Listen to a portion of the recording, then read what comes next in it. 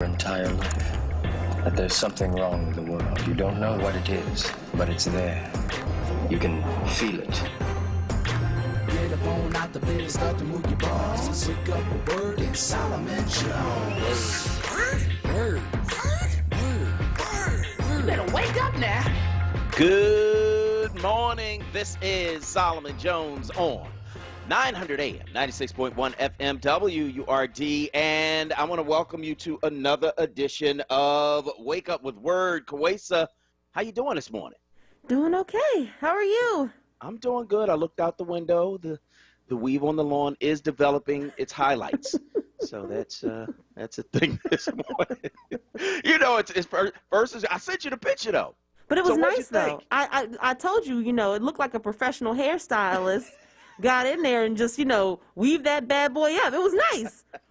Very well done. You know what I mean? Little weavy wonder. Yeah. You know. I stole that from my cousin Dana. He said that years ago. I never forgot that, man. Hilarious. So, yeah, it's but it lasts like 3 or 4 days, and then it begins to turn a little bit. Mm-hmm. But hey, that's what I'm gonna do through the summer, until the weed stuff wears off, and then we'll plant some more in the fall. I ain't even gonna sweat it. I'm gonna do that right through the summer. So it is what it is. But I'm looking around and the world is going crazy.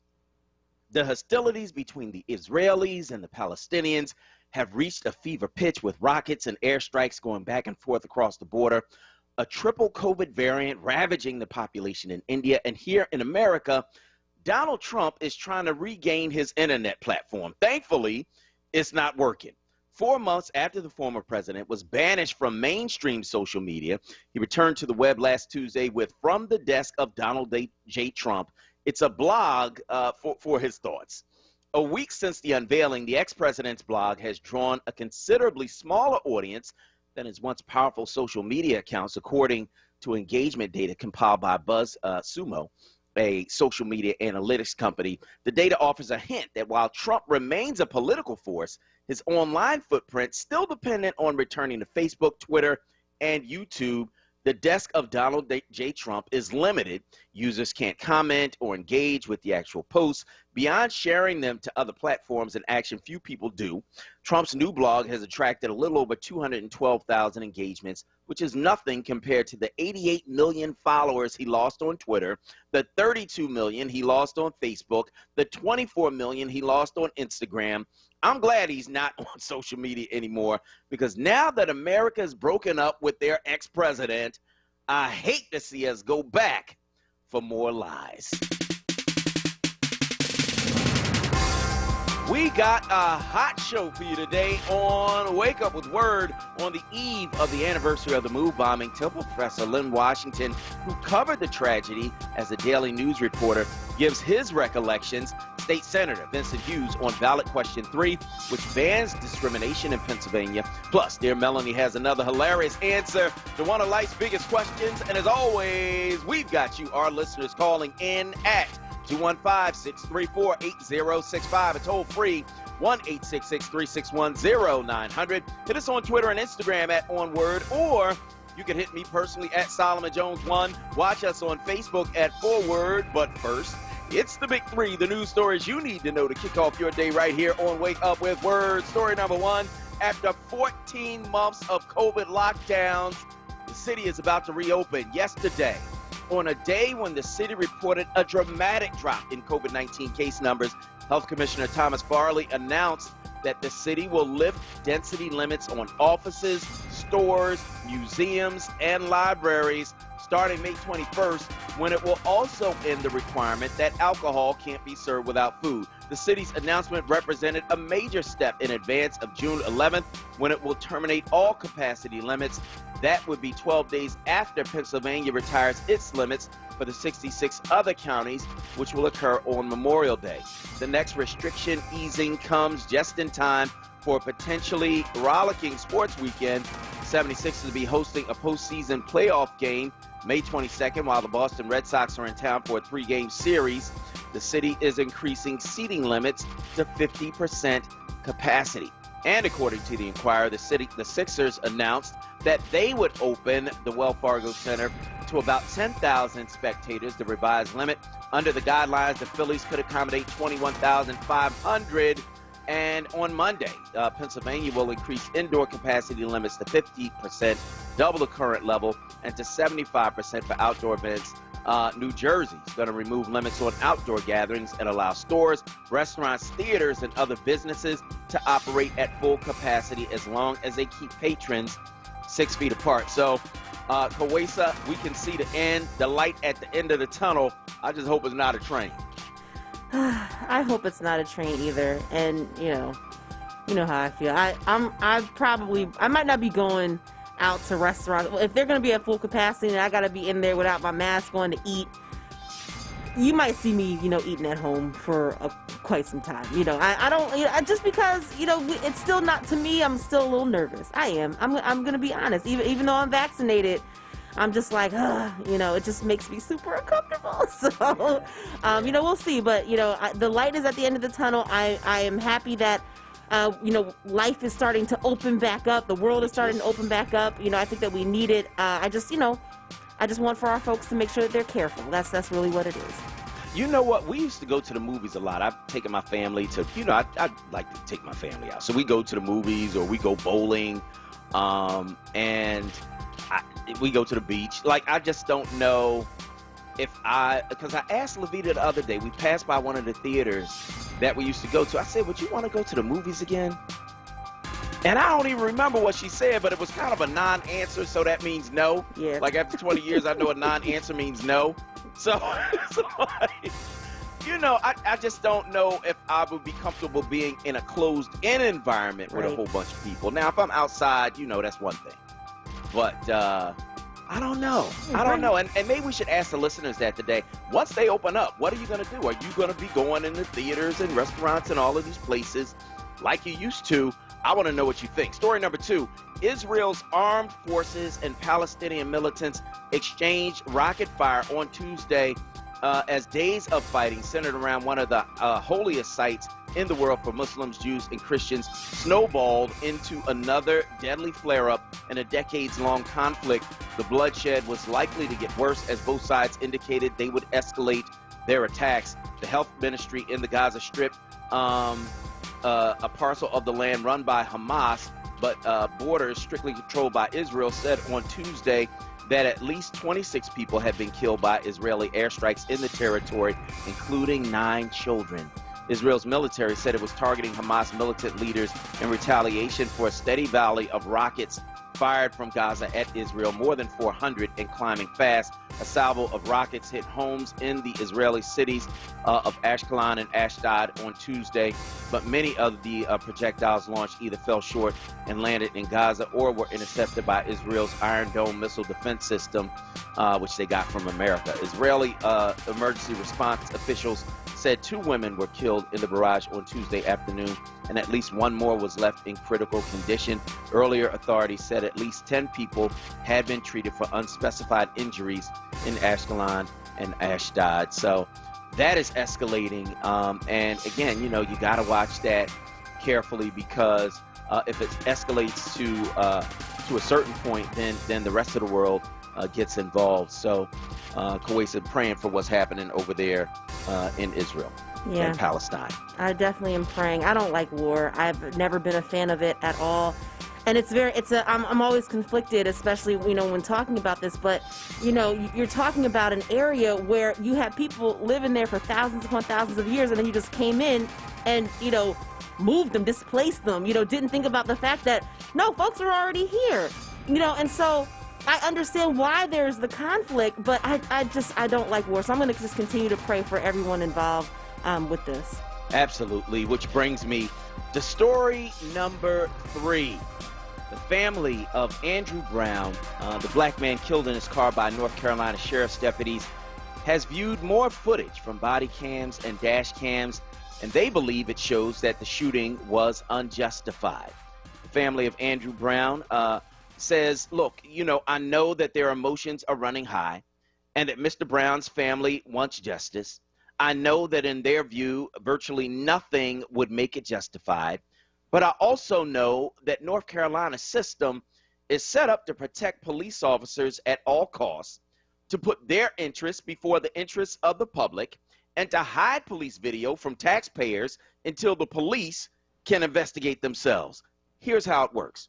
Under North Carolina law, police body cam footage is not considered public record. Just think about that.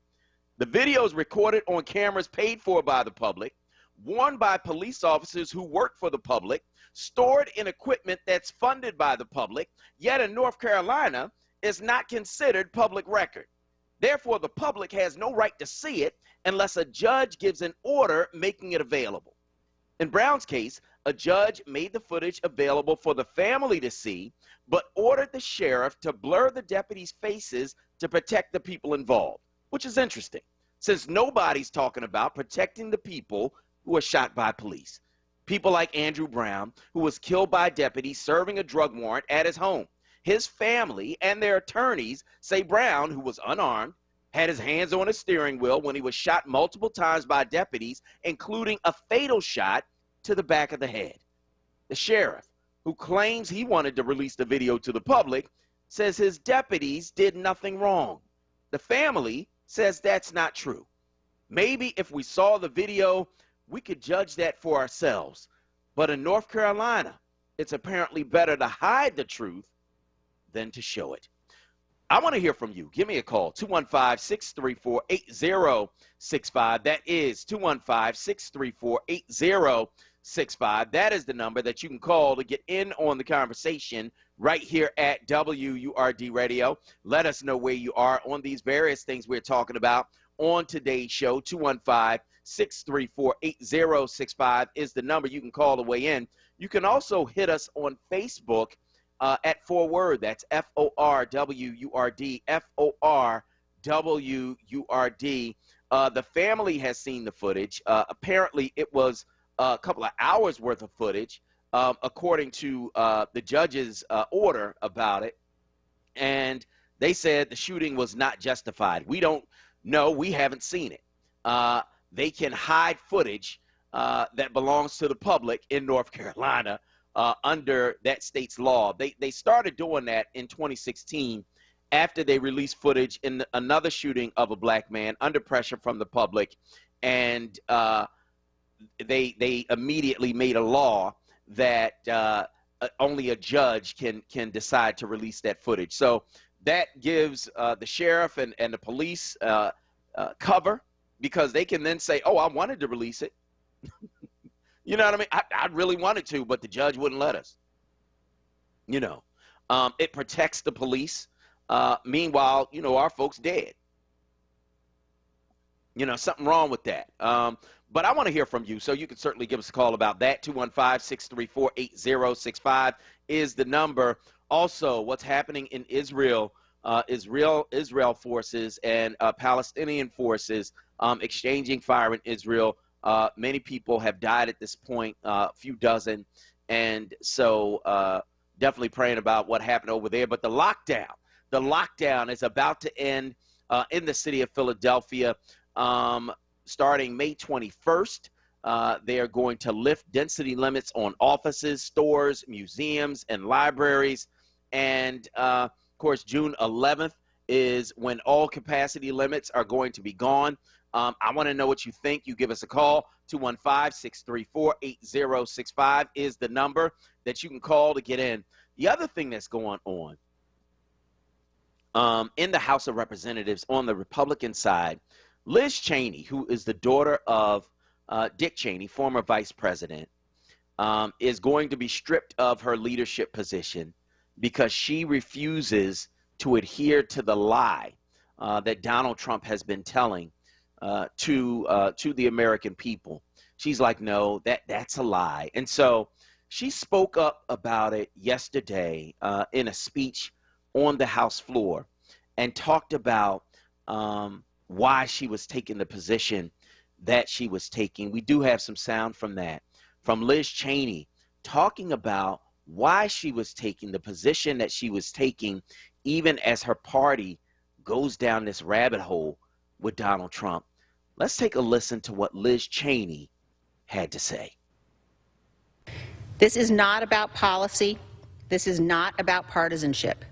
This is about our duty as Americans. Remaining silent and ignoring the lie emboldens the liar. I will not participate in that. I will not sit back and watch in silence while others lead our party down a path that abandons the rule of law and joins the former president's crusade to undermine our democracy. As the party of Reagan, Republicans have championed democracy, won the Cold War, and defeated the Soviet communists. Today, America is on the cusp of another Cold War, this time with communist China.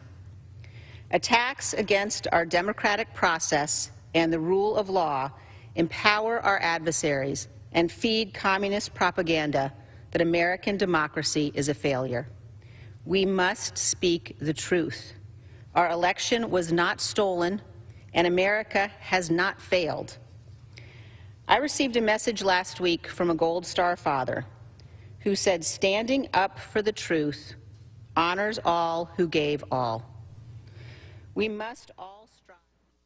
So, you know, Liz Cheney's like, look, y'all can follow this liar all you want. I'm not doing it.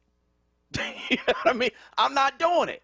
You know, and history is going to be kind to her for that, because when all is said and done and all of this stuff gets talked about, all of this stuff gets packaged, it's not like it's 1787 and you can just, you know, there's no film, there's no video, there's no audio, there's no capacity for people to tell this thing from their own perspective. This is not 1787. It's 2021.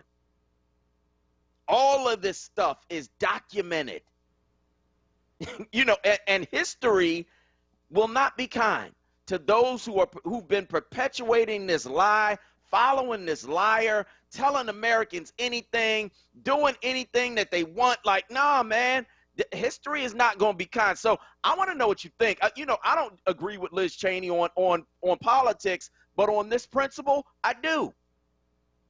She is absolutely right, man. You going to run and follow behind a liar. He done got people killed.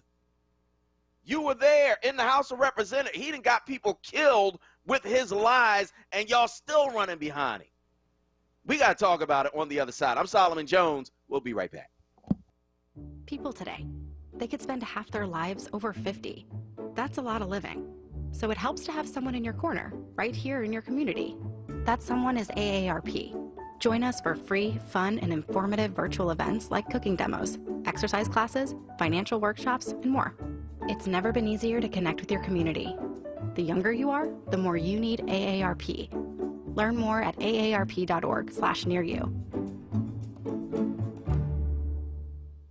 Hi, this is Samantha from Leo's Apparel on Germantown and Lehigh Ave. Open from 9:30 to 5:30, Monday through Saturday. We have the hottest selection of boys' dress suits and casual sportswear for boys, sizes 2T to 20. Men, let me tell you, we got in a large shipment of straws from Stetson. We have new linen and dress suits. Biggest selection of Stacey Adams shoes. Get an extra WURD 10% discount. WURD family, West Philadelphia residents and business owners, listen up. Juneteenth is coming, and guess what? You have the opportunity to win cash dollars. It's the Juneteenth Freedom Day Float House Competition. Decorate your home, business, nonprofit, or entire block.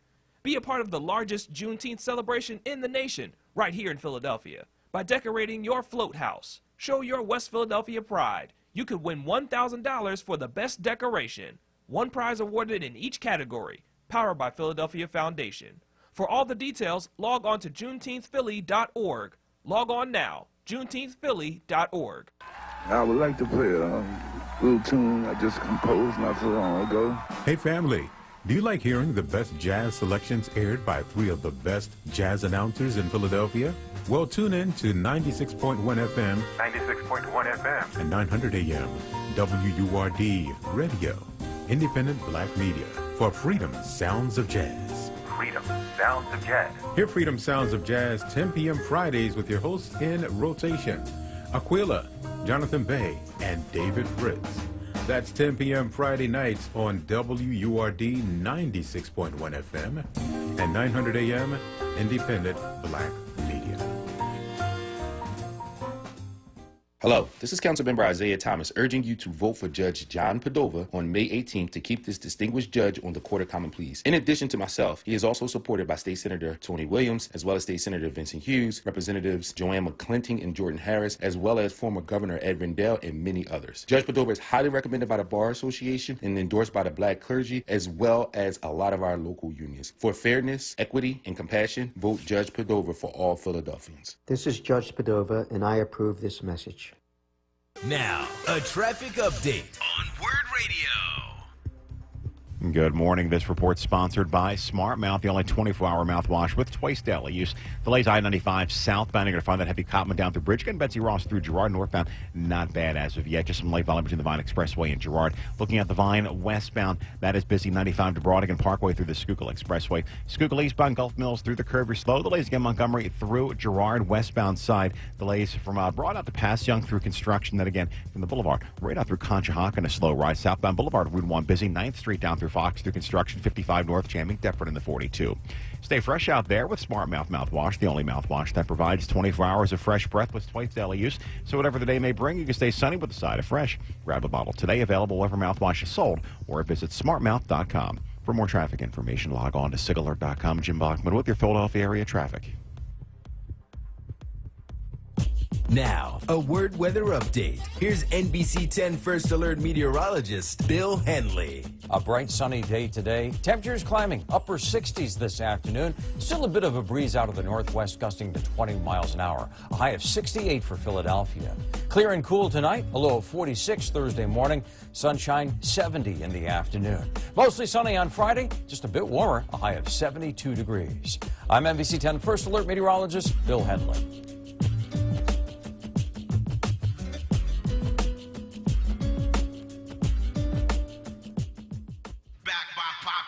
It's Wake Up with WURD, hosted by Solomon Jones. Right now on WURD Radio, 96.1 FM and 900 AM WURD.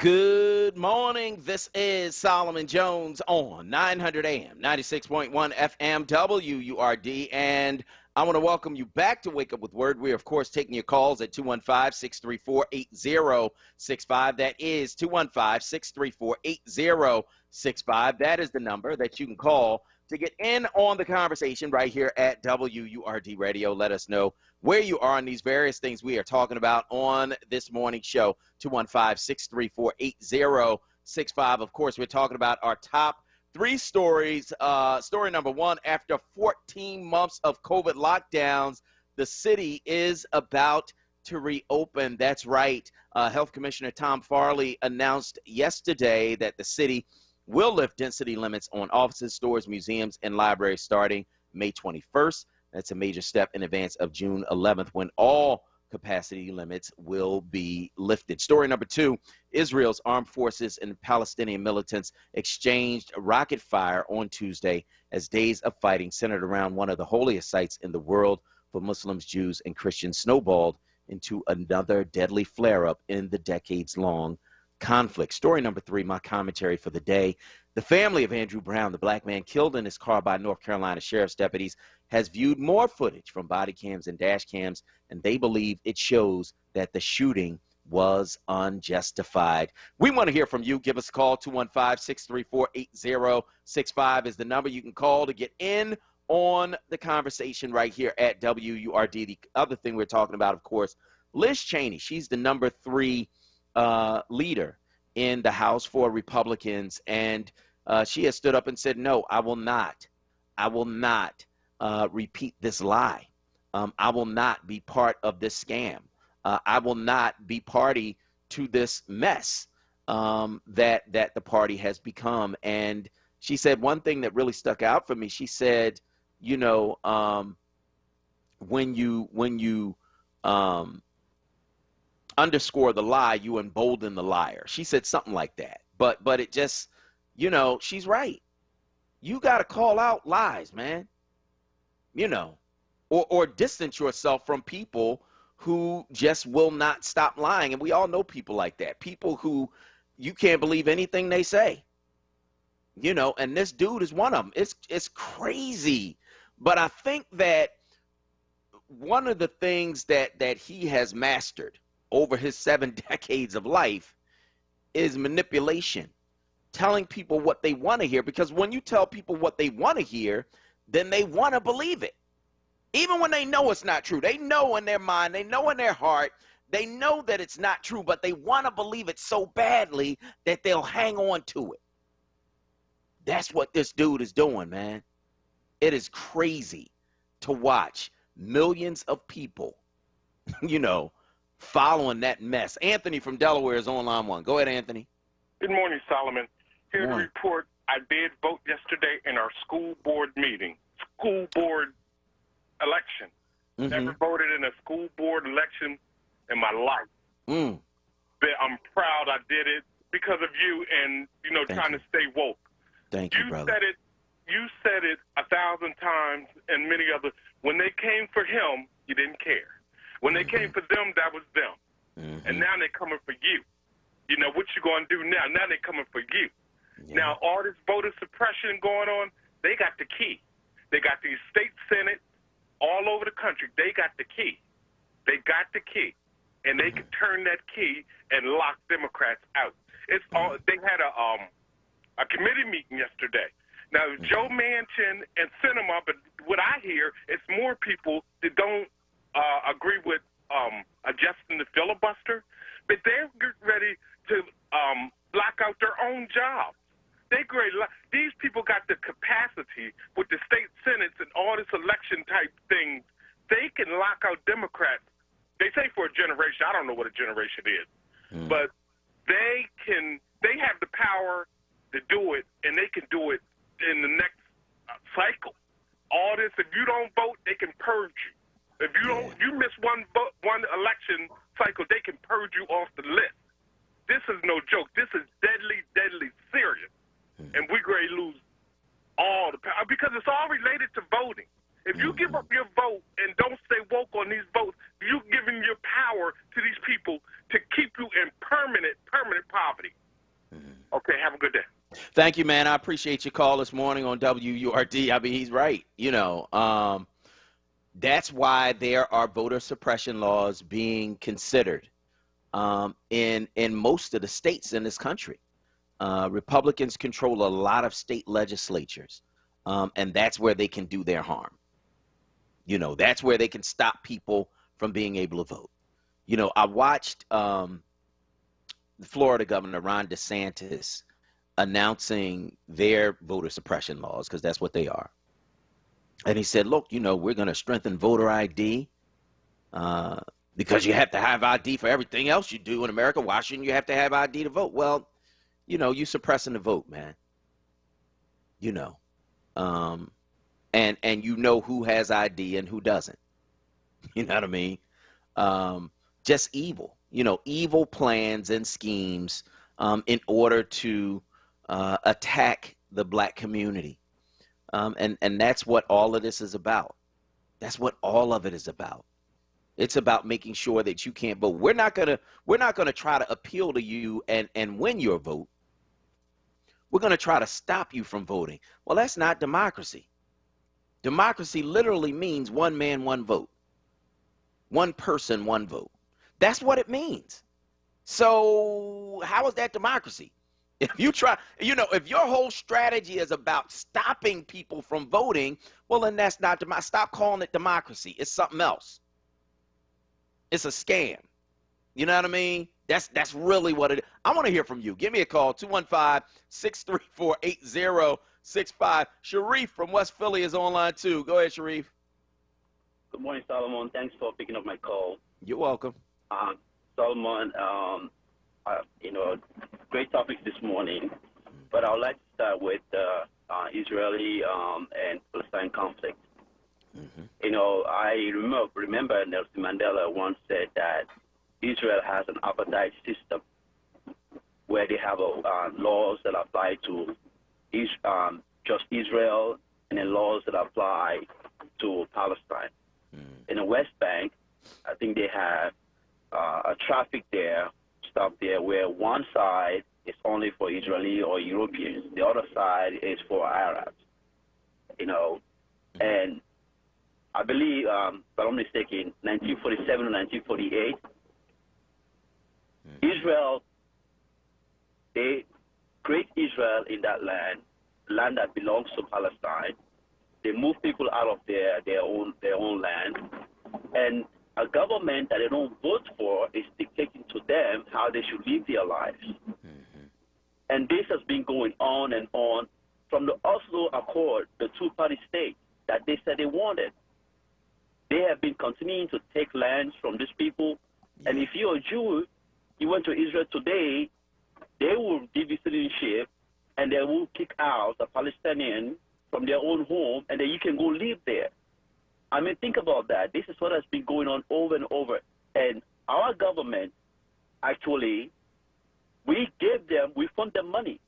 Israel has the fourth biggest, army in the world, and they have nuclear weapons that no one is even talking about. But again, that's what I'm going to stop about that. And then let me come to Liz Cheney. The big lie that these Republicans, they're always pushing, that this election was stolen. We all know what they meant. The line is torn here, more black people voted. Yeah. That's the reason why it was stolen. So we have to stop them to vote. We have to pass all these laws and prevent them from voting. Yeah. That is exactly what is going on. And people should understand is that state election has a more direct impact on us because they make decisions that affect our voting and our policing, everything in our community. That's why we should take election very seriously, whether state, local, or federal. Thank you, Solomon, for picking up my call. Thank you so much. I appreciate your call this morning, Sharif. Let's go to Jerry from West Philly, who's on line 3. Go ahead, Jerry. Hi, good morning. Okay. Good morning. What I was calling about is about the election coming up. One thing about it is that I've been on Facebook quite a bit, and a lot of them, and it's giving me hope and whatnot, and to encourage everybody else. Everybody is not going along with the lies that 45 told. I just had a thread, and the people are saying they just can't believe how these people are believing these lies and all this and that. And no, I think what's going to happen, we're going to see a big switch from a lot of Republicans that are going to be pushing towards Democrat. And the reason I feel hopeful because they didn't let 45 get back in there again. And he's shocked by that. And yes, they still are, a lot of them are doing this stuff, and they talking this crazy stuff that he's been putting out there. But there's a lot of them, and I am so happy. They gave us encouragement when they was out there with the verdict where, from George Floyd, a lot of Caucasians showed up, and they can't believe that this other half is still believing the lies. So I believe that there's going to be a big shift in this election, and a lot of them, like I believe, is not going to be going along with this Republican stuff. So all I can say is people hang on, get out there, and do what you need to do, and that is vote. Like your life depends on it, because guess what? It really do. And we got judges and stuff like that. If you're not, a lot of people is not internet savvy. Go and call your state representative or your city council person and see if you can get some information about the judges that, will help us out. And just have a blessed day. We're going to be okay, but just remember to be hopeful, okay, for a new change. Thank you. All right. Thank you, Jerry. We appreciate your call this morning on WURD Radio. If you want to get in, it's 215-634-8065. Brother Hurt from North Philly is on line one. Go ahead, Brother Hurt. What up, Simon? What up, man? How you doing this morning, man? Everything good? And you? Simon, in Richmond last night, they shot 2 people. No, 3 people got shot in Richmond this morning. So the guns is all over, man. It's all over the country. Another thing, Simon, the black lady who got pulled over, I think it was in Northern Virginia, she was on the news this morning. And she said if she was a white lady, they just told her, miss, your light is out, get your light fixed. Yeah, so, yeah. Yep. Just that simple, you know what I mean? Yep. And then they said she was drunk, Simon. She took the test with no alcohol in her system. You know what I mean? So how you go from a headlight being out to now the person is drunk? So she got a case coming. She's a pretty black educated lady too. So you know what I mean? So they really screwed up. Simon, then I ran out of gas down here, man. Oh man, it wasn't nighttime, was it?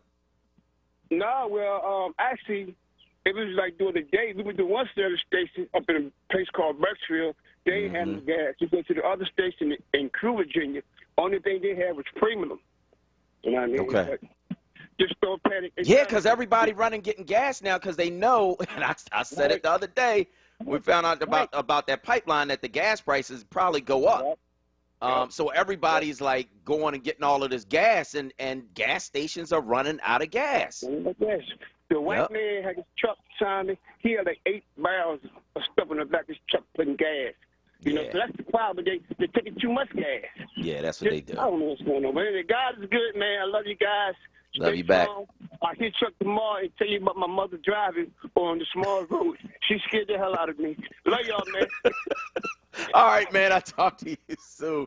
215-634-8065 is the number you can call to get in. We are going to go to break right here on WURD Radio, but I do want to remind you that as we observe Philly Tech Week, WURD is broadcasting a public virtual forum today from 10 a.m. to 11:30 a.m. in partnership with the Plug Digital Magazine.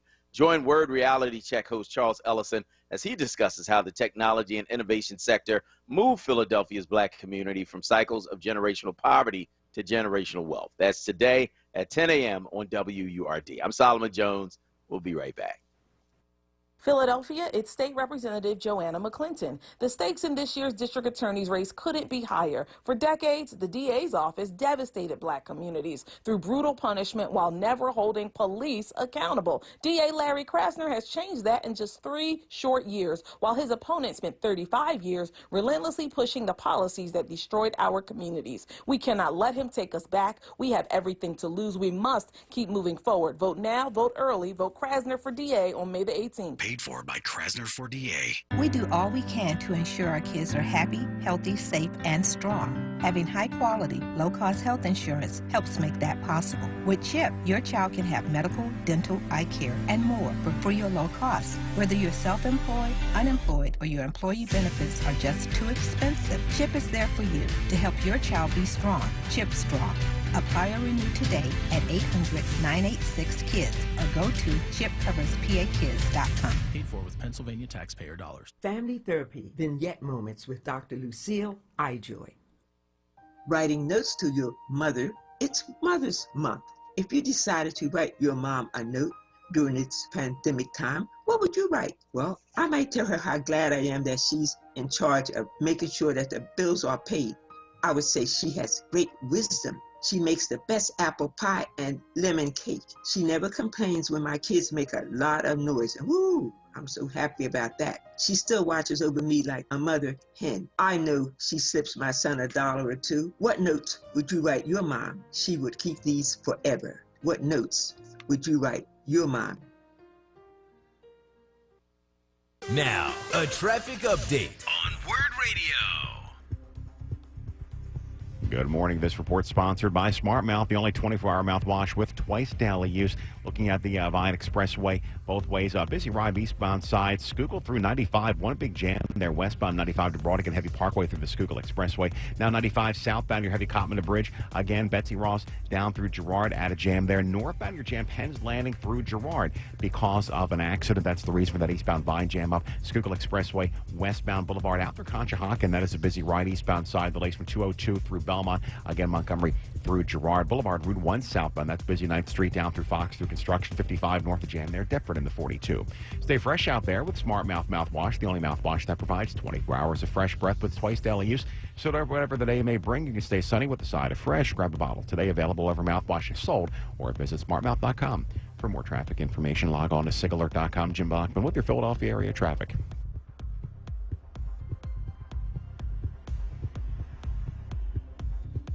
Now, a word weather update. Here's NBC 10 First Alert meteorologist Bill Henley. A beautiful spring day ahead. Lots of sunshine, a little bit breezy at times, but mostly sunny skies, a high of 68.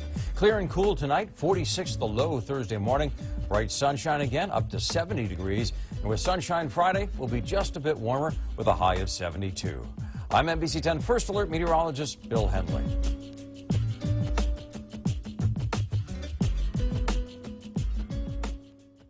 It's Wake Up with Word, hosted by Solomon Jones. Good morning. Right now on WURD Radio. 96.1 FM. And 900 AM WURD.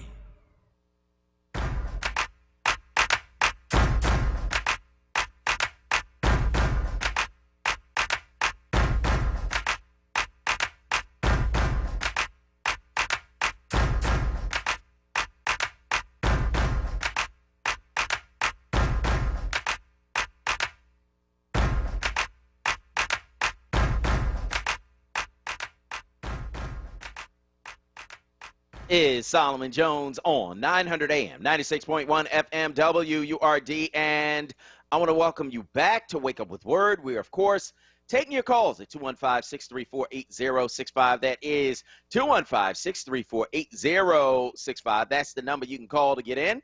And, of course, we're talking about our top three stories, which are story number one, after 14 months of COVID lockdowns, the city is about to reopen. Yesterday, on a day when the city reported a dramatic drop in COVID-19 case numbers, Health Commissioner Tom Farley announced that the city will lift density limits on offices, stores, museums, and libraries starting May 21st. And then, of course, story number two, Israel's armed forces and Palestinian militants exchanged rocket fire on Tuesday as days of fighting centered around one of the holiest sites in the world for Muslims, Jews, and Christians snowballed. And then story number three, my commentary for the day, the family of Andrew Brown, the black man killed in his car by North Carolina sheriff's deputies, has viewed more footage from body cams and dash cams, and they believe it shows that the shooting was unjustified. And it's deep because under North Carolina law, police body cam footage is not considered public record. Now just think about that. The video is recorded on cameras paid for by the public, cameras that are worn by officers who work for the public, stored in cameras that are funded by the public, yet in North Carolina, it's not considered public record.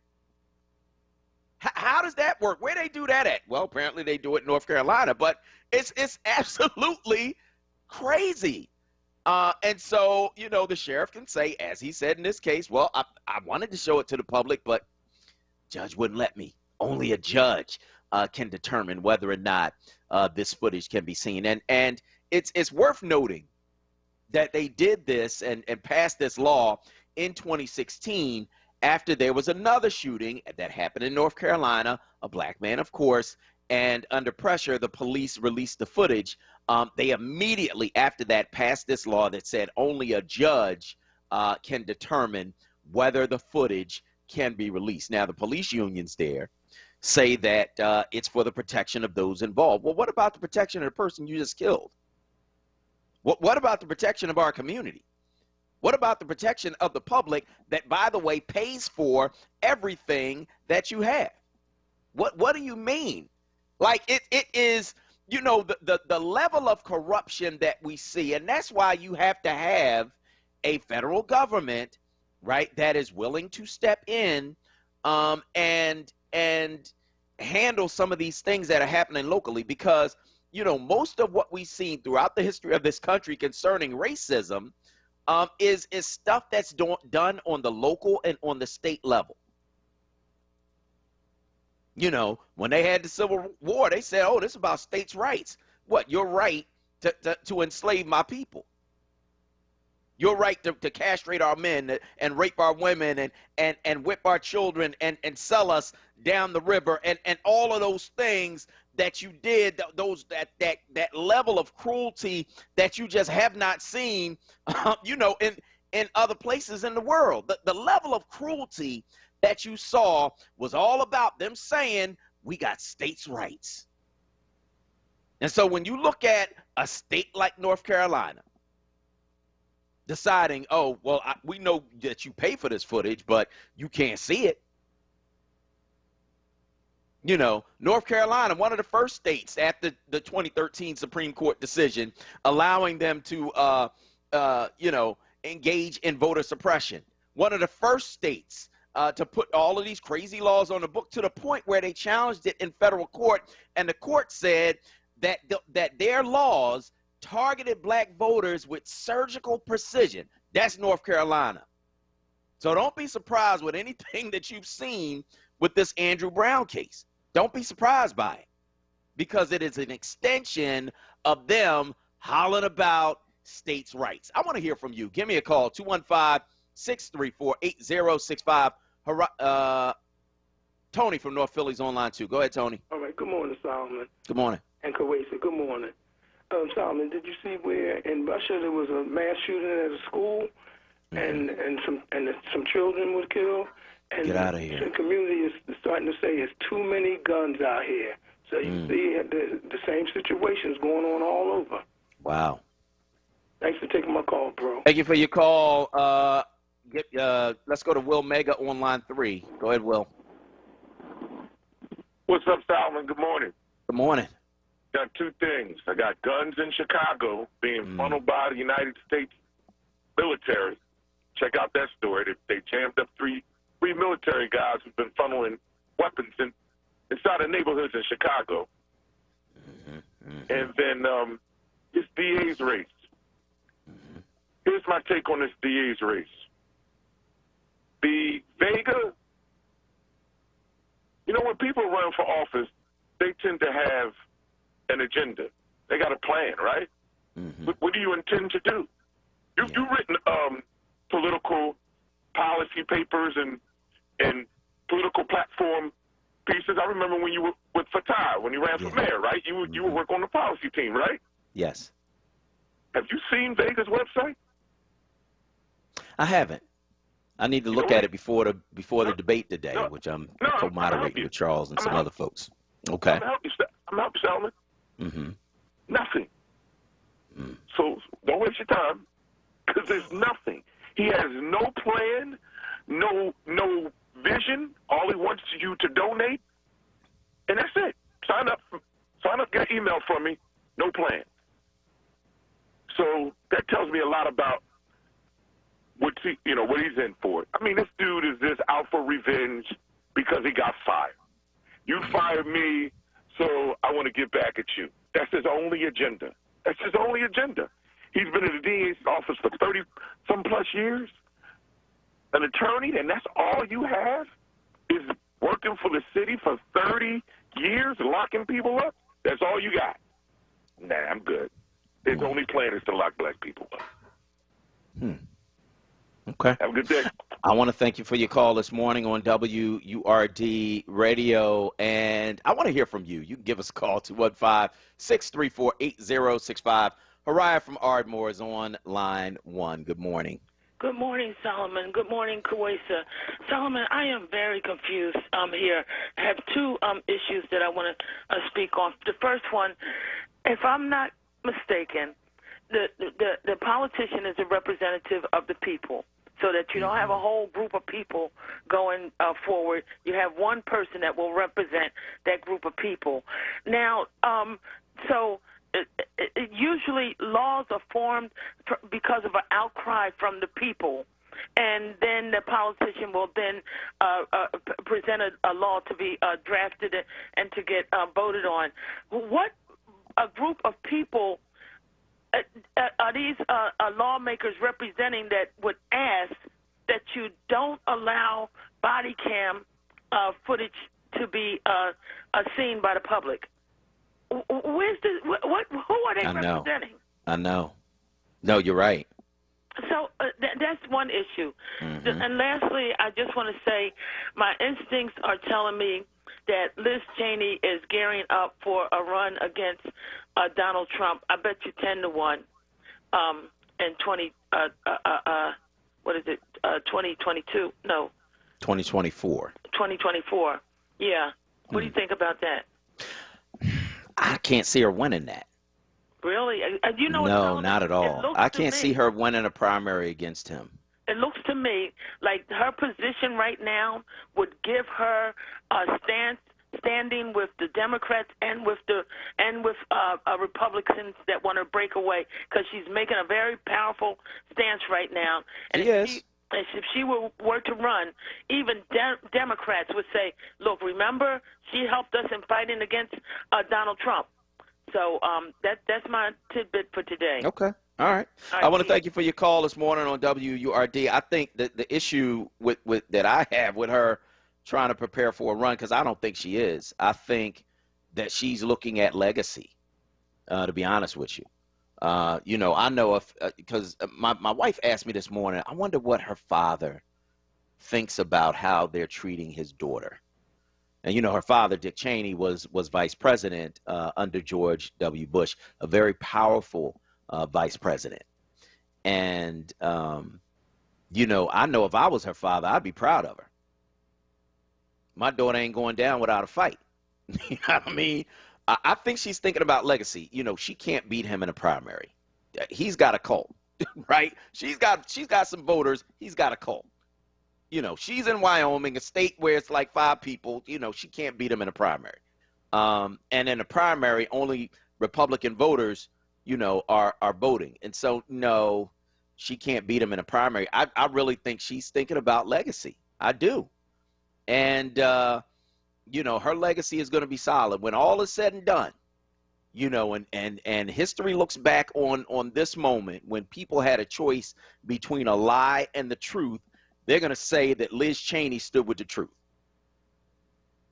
That's a powerful legacy, man. That's powerful, you know. And so I respect it. I respect her stance on principle, but they're going to vote her out of leadership today. So I want to hear from you. Give me a call. 215-634-8065 is the number you can call to get in. 215-634-8065 is the number that you can call to get in on the conversation right here at WURD Radio. Let us know where you are in these various things we're talking about on this morning's show. You can, of course, also weigh in on Facebook at onWURD, at FORWURD. That's FORWURD, and give us your comments there as well. And we're going to get to some of those on the other side of this break. Also, your comments from YouTube. We love y'all watching us on YouTube as well. We are going to go to break. On the other side, it's your calls, your comments, right here on WURD. Imagine feeling your house shake. You look outside and see trucks dumping asbestos-contaminated debris. This happened. A corporation polluted a Philadelphia neighborhood. I forced that company to pay $1 million to clean up the dump. My name is Chris Hall. I'm a candidate for the Court of Common Pleas in the May 18th primary. The Bar Association rates me highly recommended. Visit chrishallforjudge.com. Button 22, paid for by friends of Chris Hall.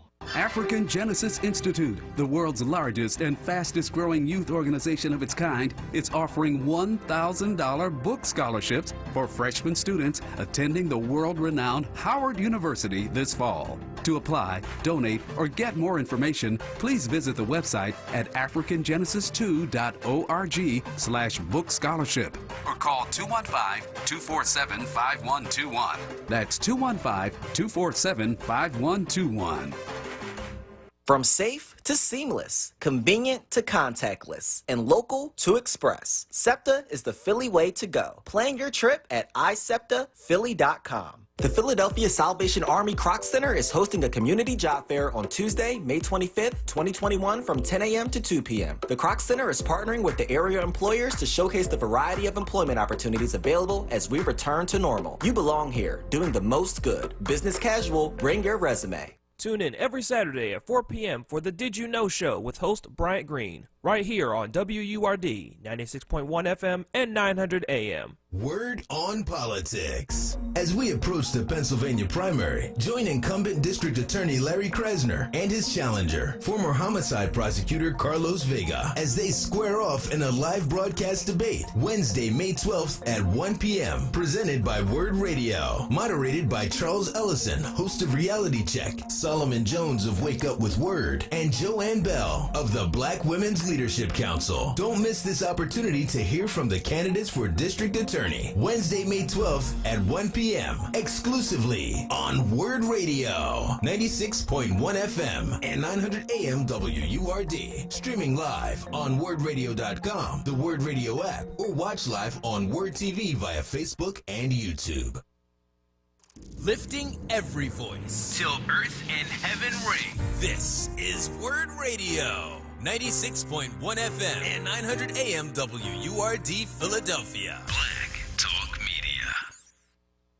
You're waking up with WURD. Hosted by Solomon Jones. Good morning. Right now on WURD Radio. 96.1 FM and 900 AM WURD.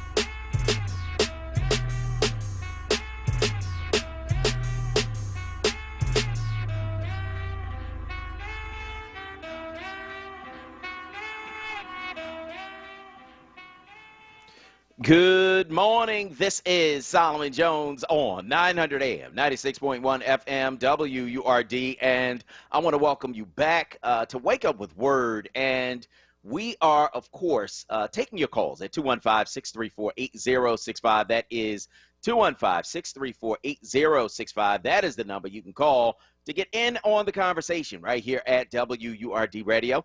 Let us know where you are on these various things we're talking about on this morning show. 215-634-8065 is the number that you can call to get in on the conversation right here at WURD.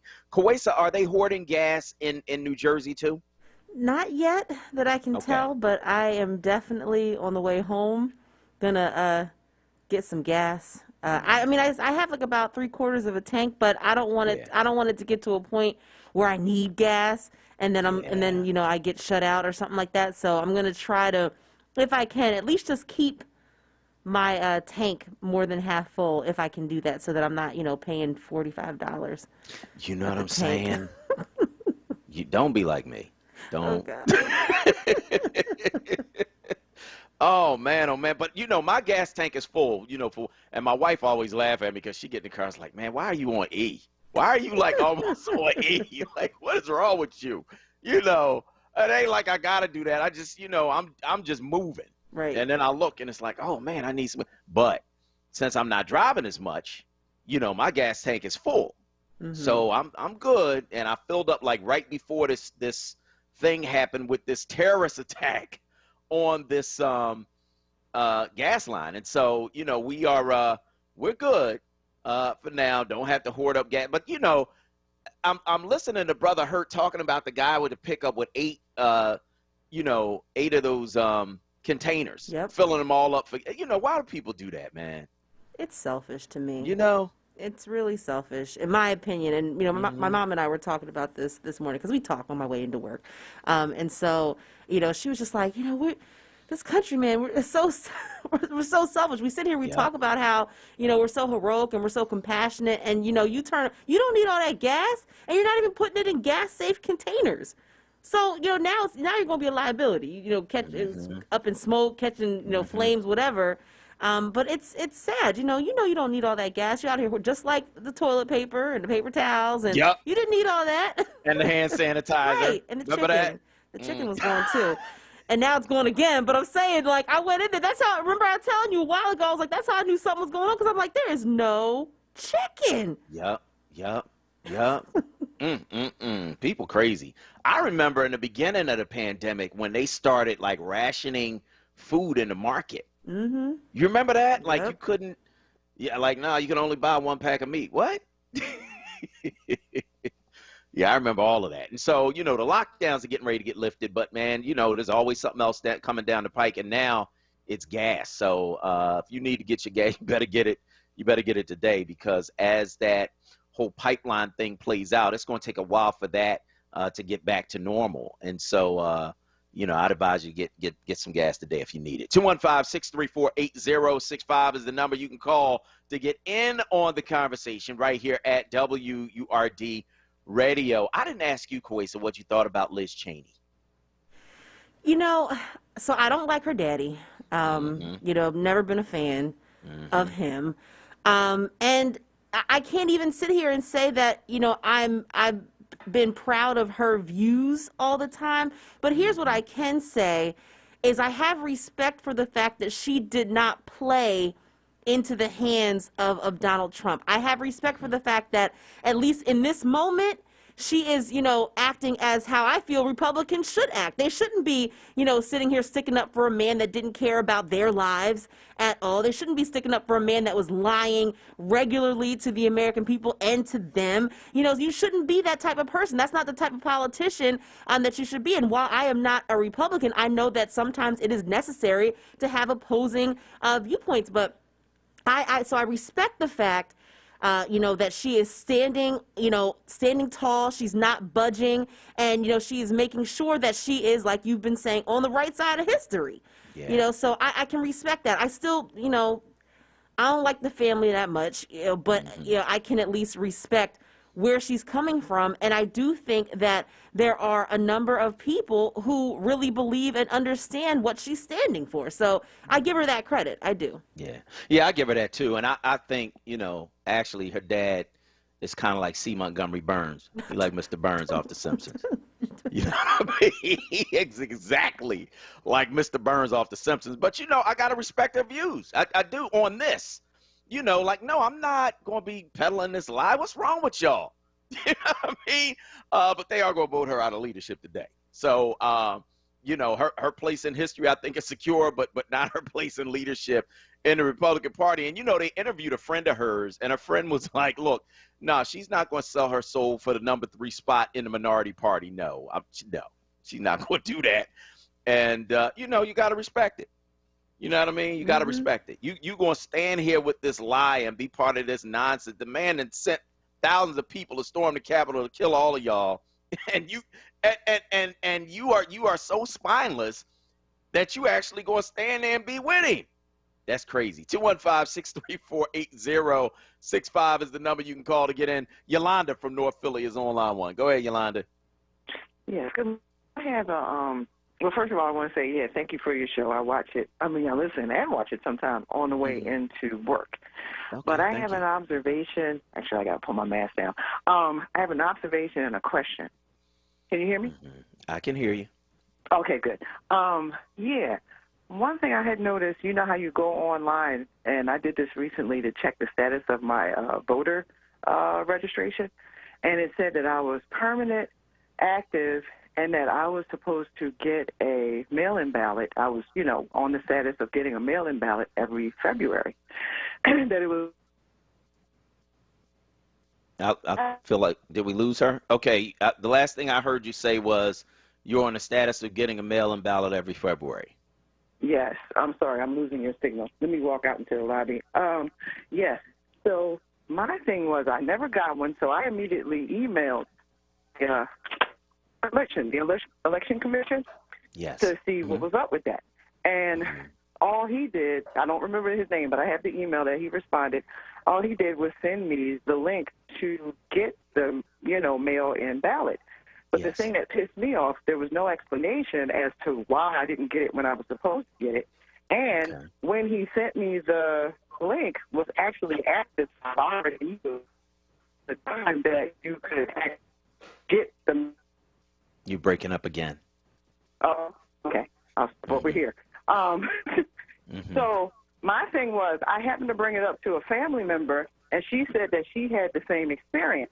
that she never got hers, and a friend of hers never got hers. So my thing was, okay, we don't have any laws like Georgia saying, you know, okay, we're going to block this way. But is Pennsylvania doing something on the back end where they're not actually following up with what they're saying so that you have the options to vote like you should? Mm-hmm. So you think anybody else your question is Pennsylvania trying to stop you from getting your mail-in ballot? On the back end, by just not actually following up with what is supposedly being in your status.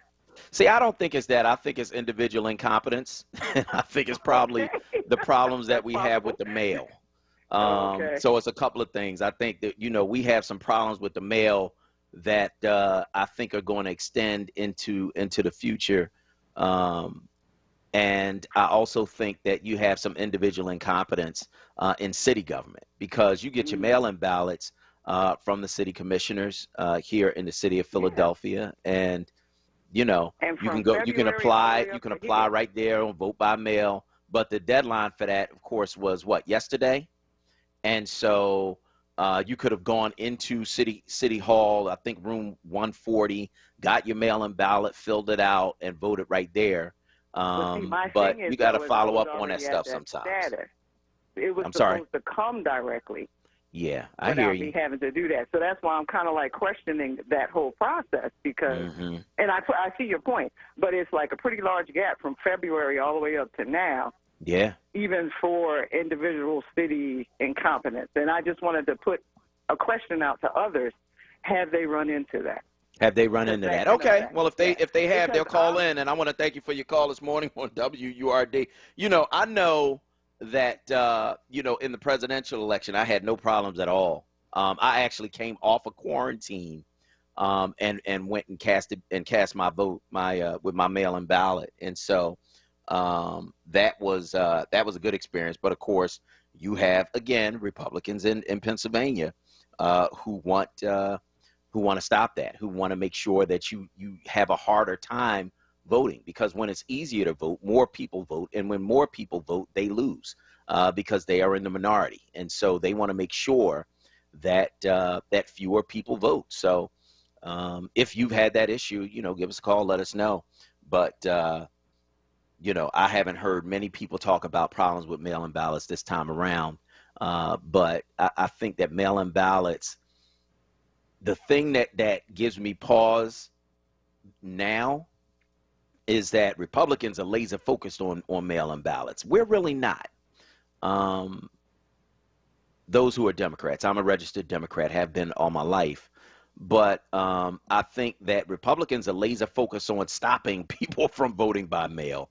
Whereas Democrats are kind of like, okay, well, you know, mail-in ballots are here, great, we'll use them, and are not as focused on those mail-in ballots. And I think that could create a problem, because while we sleeping, they plotting. I want to hear from you. Give me a call, 215-634-8065. Let's talk to Olanian from Nicetown on line 2. Go ahead. Greetings. You are doing how? I'm great. How are you?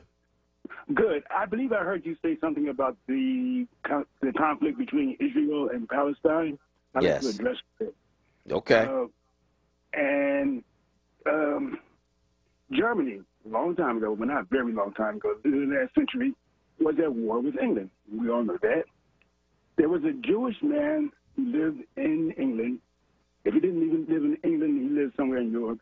His name is Clam Wiseman.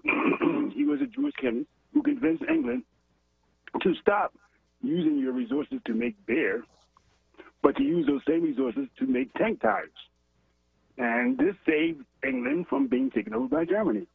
And to thank the Jews, England, which had a large anti-Jewish population, England said, well, you know what, Mr. Clam Wiseman, you're so smart that we're going to give you Israel. But that before they decided to give them Israel, they thought of giving the Jews Kenya or Uganda to have Israel placed there. But nevertheless, they decided to put Israel in Palestine. And the way I feel is, like many Jews, like some Jews, don't like taking Palestine's land. I believe that they should put Israel not in Palestine, not in Kenya, not in Uganda, but in Germany. That's where the war started. That's all I want to say about that Palestine Jewish problem. The Jews don't belong there. Take over Germany or something else. All right, man. Thank you for your call this morning on WURD. 215-634-8065. Falami from South Philly is on line 4. Good morning. Peace. How you doing, Solomon? Good. How are you? I'm good. Thanks for asking. I had the same situation. They mailed out a renewal of the mail-out ballot in late March and said that there was a deadline for it. I filled it out. I walked it into Center City, into City Hall. I could not access the entrances of City Hall. I went from one entrance, east, west, north, to another, and I had a lot of red tape with the security there. And I stayed the course, and I finally had someone to come down from the commissioner's office while I waited in the entrance of City Hall to get my mail-in application. I thought it was automatically going to be renewed anyway, but it came in a little nondescript envelope to my house late, and I had barely had time to renew it. And they told me, you have to go to this entrance, you have to go to that entrance. Then one of the security people said, well, that security person lied to you. We're short today. You can't go up because of COVID. But other people were going to get marriage licenses. They were going to access other offices in City Hall. The city commissioner's offices are on the first floor, though. So why would you have to go up anywhere? They wouldn't let me in. You know that little thing they have down there where you the metal detector, you put your little bag there, all that. You had to stand right there. And finally I said to them, what do you all want me to do? Guess how many bubbles are in a bar of soap? Do you want me to guess how many jelly beans are in a jar? I said, I'm going to vote. I viewed it as voter suppression, and I had my man went down there with me, too. He had the same problem. This was a 45-minute ordeal trying to take the application for a mail-in ballot back that was supposed to be automatically renewed. So now I have the ballot. I'm walking it into City Hall today. They supposedly have the boxes down there because I heard Umar and them on your show. I listen all the time. So hopefully I'll be able to take it down there. But, yes, they are practicing voter suppression in Pennsylvania. You think so? Yes, you think the security guards down City Hall is practicing voter suppression? They might have been told, look, don't let them in because of COVID, but other people were going in because of COVID. Sometimes our people are null and void. It's like, well, we're not going to let them in. They said don't let them in. They can go to the polls and vote anyway. Oh, well. It's lackadaisicalness. You said yourself. Might be but I think, I'm down City Hall, right, like anybody else that living. I done lived here all my life, worked in City Hall. There's a level of individual incompetence. I'm telling you. And you know that, Falami. There's a level of incompetence with folks who don't care about their job. We got to stop. They don't care whether or not you get to where you got to go. Come on now. Think about it. Think about our folk working them jobs. They don't care if you get where you got to go. Yeah, but they don't. They're feeding into the system. You know. Yeah, I think it's people who don't care about their jobs. I do. All right, I just wanted to say that's what was happening because when it's all said and done, it has the same result. Yeah, how about that? No, you're right. You stick to it, it has the same results. I stuck to it. I was going to stay down there. You know, whatever it took, to get that ballot in there. All right, have a blessed day. All right, you too. And here's what I'm gonna do. I'm gonna try to get one of the city commissioners to call in because But I'm telling you, I work down City Hall. You got some folks, man, they don't care, just have my check. I don't care if you get where you got to go. And I mean, it's, the MSB, like all of it. You got a whole lot of folk down there, man, that have no idea what they're even supposed to be doing. Real rap. 215-634-8065. That is 215-634-8065. That is the number that you can call to get in on the conversation right here at WURD Radio. 215-634-8065 is the number that you can call to get in on the conversation right here at WURD Radio and let us know where you are on these various things we are talking about on this morning show. I remember, dealing with tax issues, right? And getting on a payment plan and going down to the MSB and dealing with people. And what you would end up having is you would have 5 different people who would tell you 5 different things because nobody really knew what they were doing. City Hall is a beast, man. 215-634. I try not to have to go down there for anything. But I did text one of the city commissioners, and I'll text the other one that we deal with as well and see if we can get one of them to call in and talk about what's going on with that, because that should not be. 215-634-8065 is the number. Facebook, people can weigh in there at FORWURD, at FORWURD.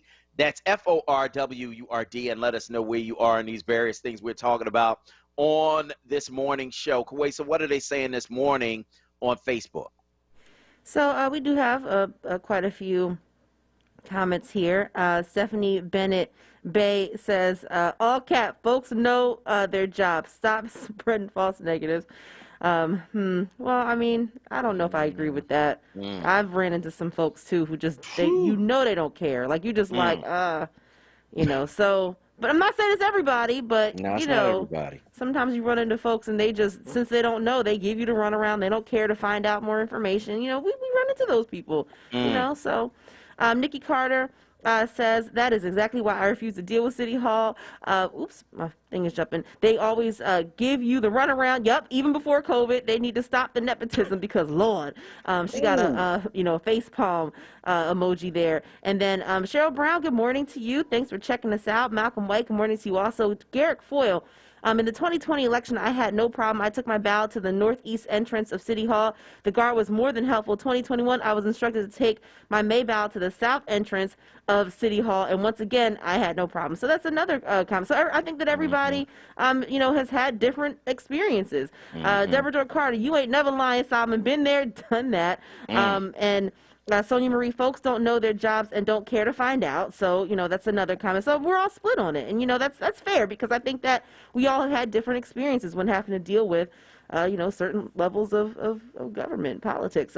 Judy Daniel, I received a letter asking me if I want to renew my mail-in vote application to sign and return the letter, and if I don't want to renew, just disregard. But it's a good thing I opened on my mail, because that was easy to miss. And Malcolm White says, I feel you on that, Solomon. I've seen that at the MSB building. So that's another comment that we have there also. And then a few other folks have made some comments as well. Lucy Luson says, good morning, everyone. You are absolutely correct. Most city workers don't value their jobs. I'm going to say some. I'm just going to say some. I'm not going to say, most. I'm going to say some. Just because, we don't want to lump everybody into one category. As you say, Solomon, paint everyone with a broad brush there. That's right. Patricia White, good morning. I got my ballot.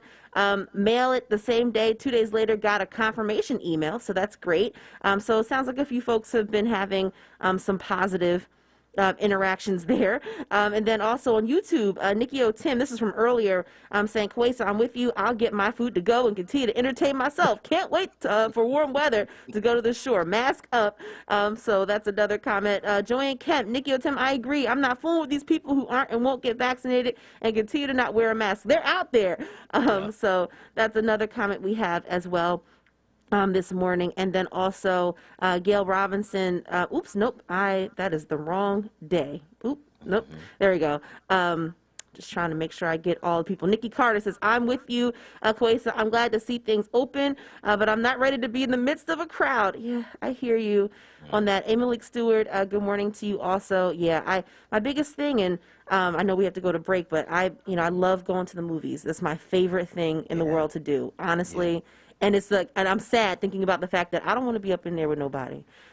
I know, because I know y'all ain't get vaccinated. Lord have mercy. We're going to go to break on the other side. We're going to continue the show right here on WURD.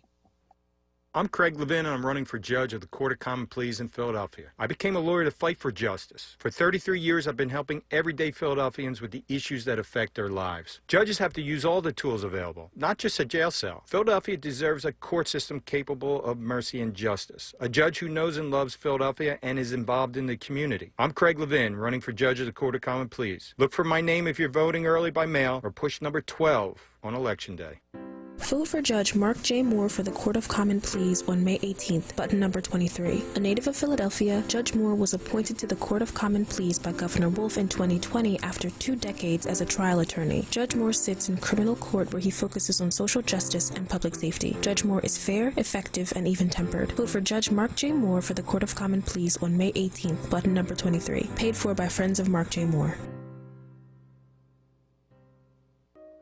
Get free income tax preparation until May 17th at the African Cultural Alliance of North America. Call now for an appointment. 215-729-8225. Small businesses welcome.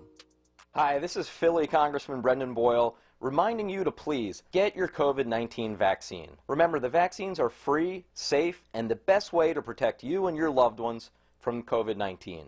And if your vaccine requires a second shot, please don't skip it. It's just as important as the first.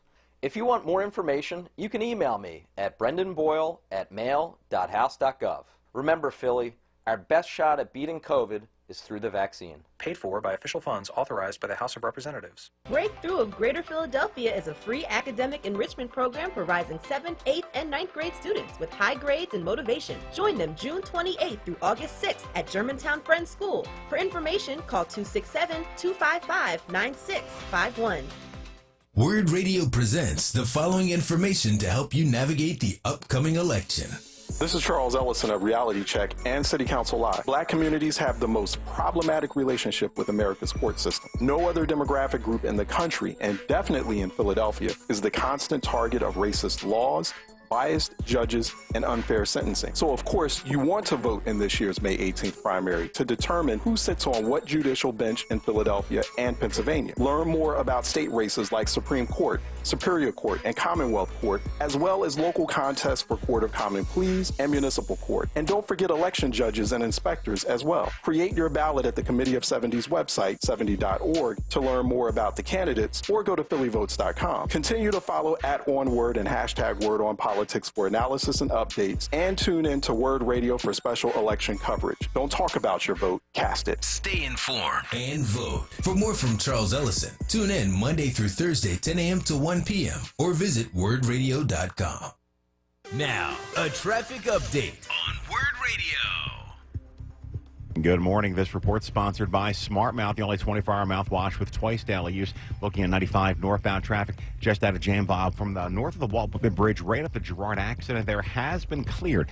Just a jam, though, as a result. Southbound side, Cotman down through Girard. That is a jam ride as well. Looking at the Vine Expressway eastbound, one big jam from the Schuylkill Expressway into I-95, westbound 95 to Broad Heavy Parkway through the Schuylkill Expressway. Schuylkill eastbound busy, 202 to Belmont, again the Boulevard to the Vine. Westbound, you're busy Broad to Pass Young through construction again from the Boulevard out through Conshohocken. 55 north, jamming Deptford in the 42.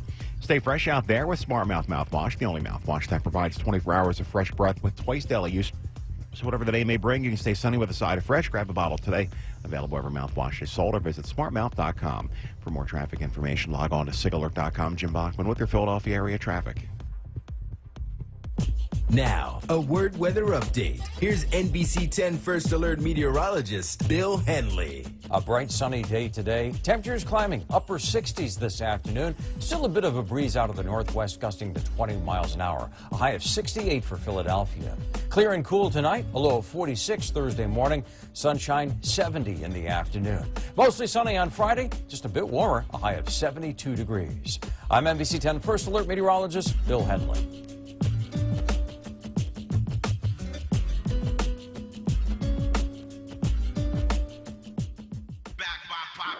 It's Wake Up with WURD, hosted by Solomon Jones. Right now on WURD Radio. 96.1 FM. And 900 AM WURD.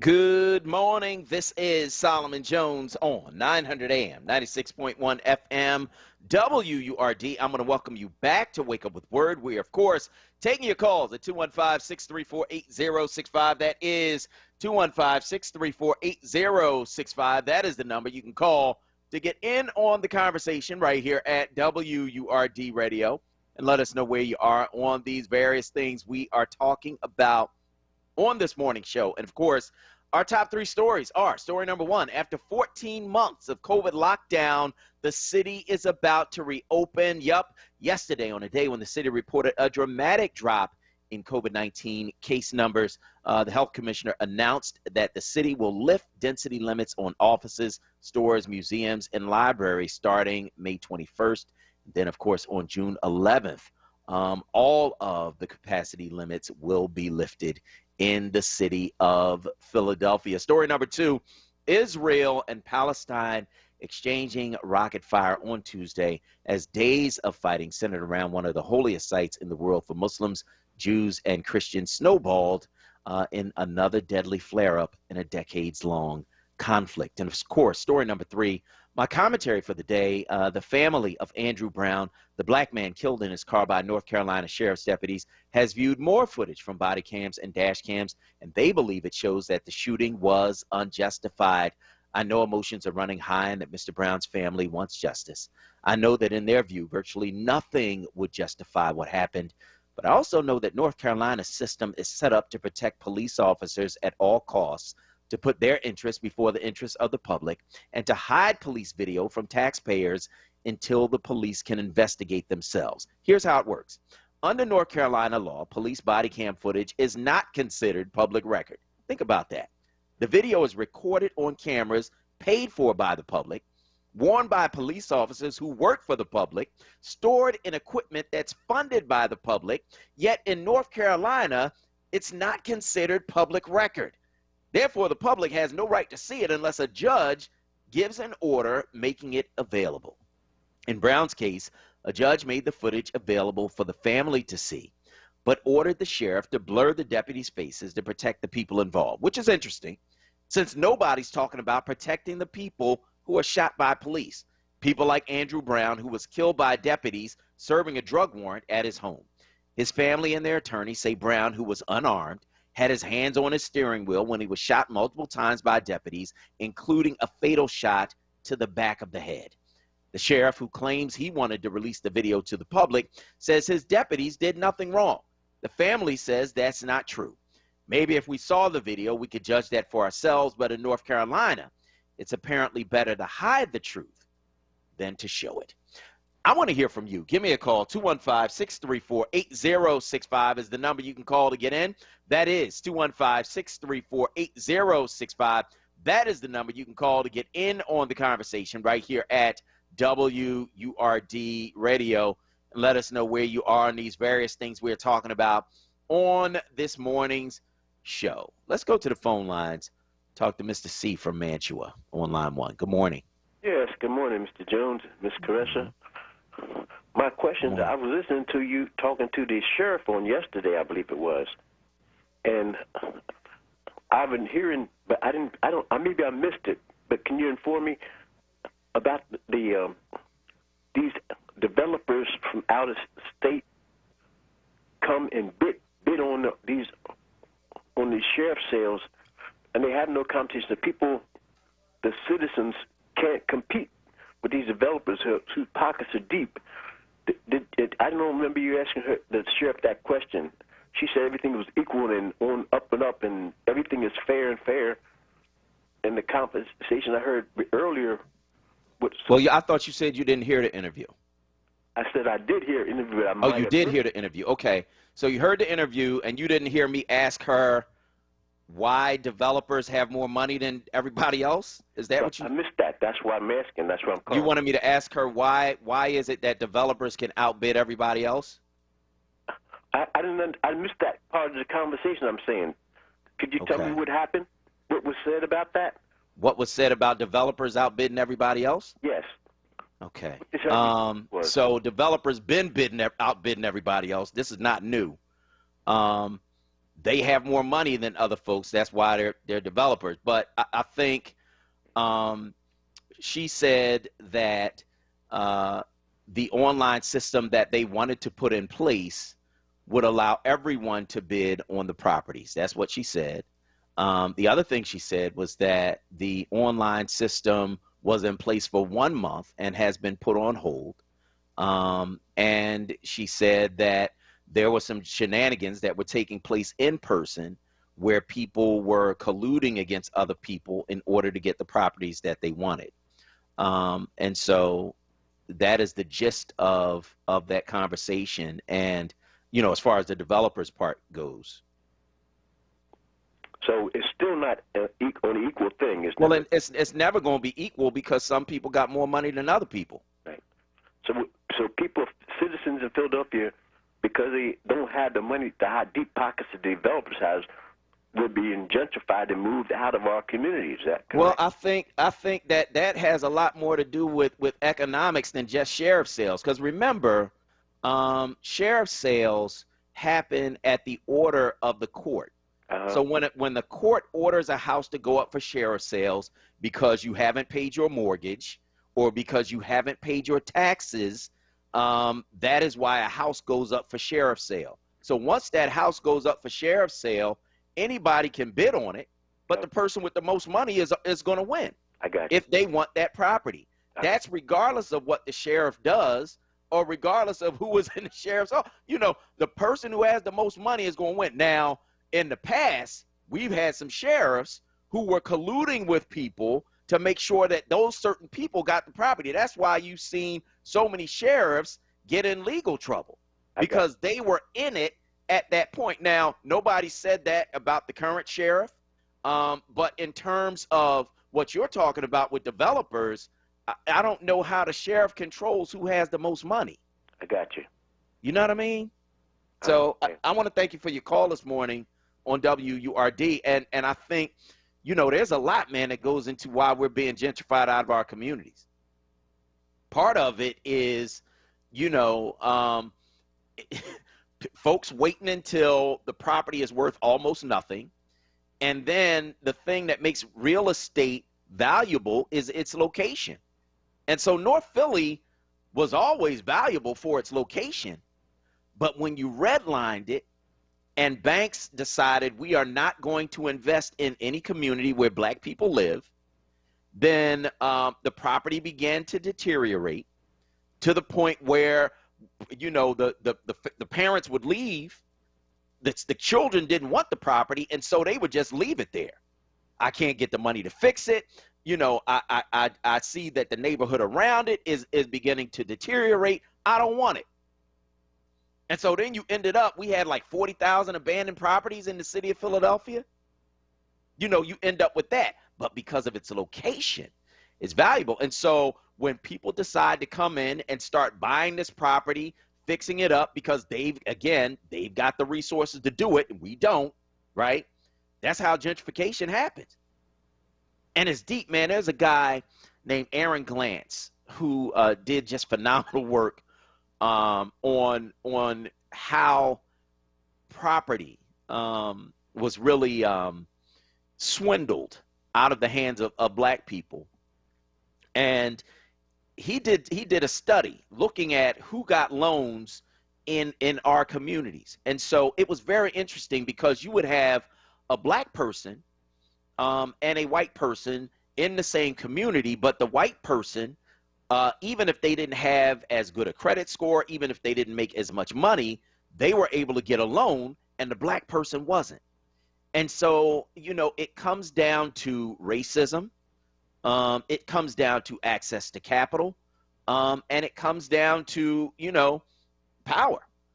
And so if you can't get the loan that you need in order to buy the property, well, somebody else is going to get it. If you don't have the capital you need in order to buy the property, somebody else is going to get it. If you can't fix up your house when you need to and major systems begin to fail, then it snowballs and now you really don't have the money to fix it and you got to sell it at a cut rate. Somebody else come and get it. And you know, the property value goes up as other people begin to invest in those communities. I just think it's a bigger problem, man, than just sheriff sales. It is a huge problem because it comes down to various systems deciding who gets capital and who doesn't. You know, and when we begin to get capital, we have to understand how to work with it. We have to understand how to multiply it. We have to understand how to use it to our own benefit rather than using it so that we're consumers for somebody else.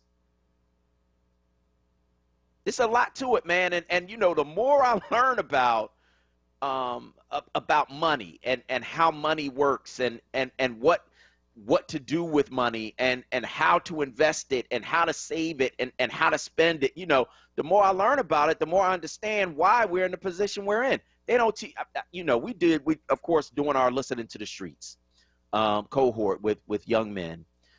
We had a meeting with them last night, and it's phenomenal, man, the stuff that we learned from them. We had a conversation about money, and you know, they was like, they don't teach you anything about money in school. They don't teach you anything about credit.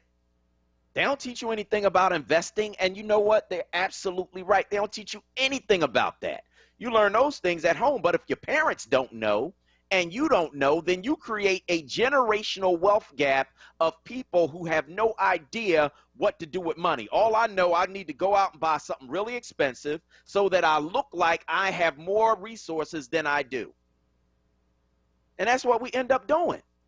So the whole gentrification thing and capital and resources, it's about so much more than just sheriff sales. We don't even know how to, we get out of school, don't even know how to fill out a checkbook. Real rap, like these, you know, I'm talking to these young men, they like, man, they don't teach us none of that. We don't know none of that. You know, so I'm gonna have Akbar come in and teach them that. You know, but you know, we are at a deficit, man, from the very beginning. Before it gets to the point where people are bidding on properties that somebody didn't pay the mortgage or the taxes on. I mean, it's so much more than just that. That's part of it, but it's so much more than that. We're going to go to break. On the other side, we're going to talk with Senator Vincent Hughes about ballot question number 3. I'm Solomon Jones. We'll be right back.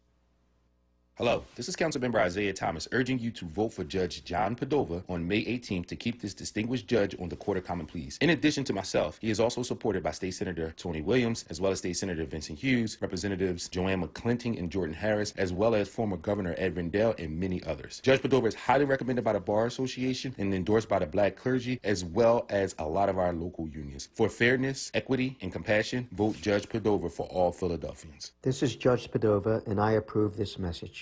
The Pennsylvania Horticultural Society supports WURD and presents the 2021 Philadelphia Flower Show, Habitat Nature's Masterpiece, June 5th to 13th. Now blooming outdoors for the first time ever at FDR Park in South Philadelphia. Safely enjoy 15 acres of blooming gardens and artful floral displays, shopping, entertainment, and new food and beverage options, including park picnics and beer gardens, taking place outdoors this summer. Tickets and details available at phsonline.org. People today, they could spend half their lives over 50. That's a lot of living. So it helps to have someone in your corner, right here in your community. That someone is AARP. Join us for free, fun, and informative virtual events like cooking demos, exercise classes, financial workshops, and more. It's never been easier to connect with your community. The younger you are, the more you need AARP. Learn more at aarp.org/nearyou.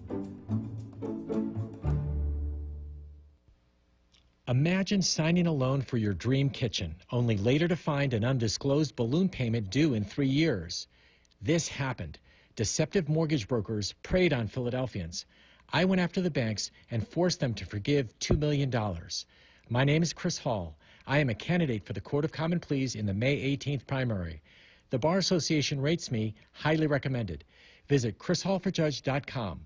Button 22, paid for by Friends of Chris Hall. Word on Politics. As we approach the Pennsylvania primary, join incumbent District Attorney Larry Krasner and his challenger, former homicide prosecutor Carlos Vega, as they square off in a live broadcast debate Wednesday, May 12th at 1 p.m. Presented by WURD Radio. Moderated by Charles Ellison, host of Reality Check, Solomon Jones of Wake Up with WURD, and Joanne Bell of the Black Women's Leadership Council. Don't miss this opportunity to hear from the candidates for District Attorney.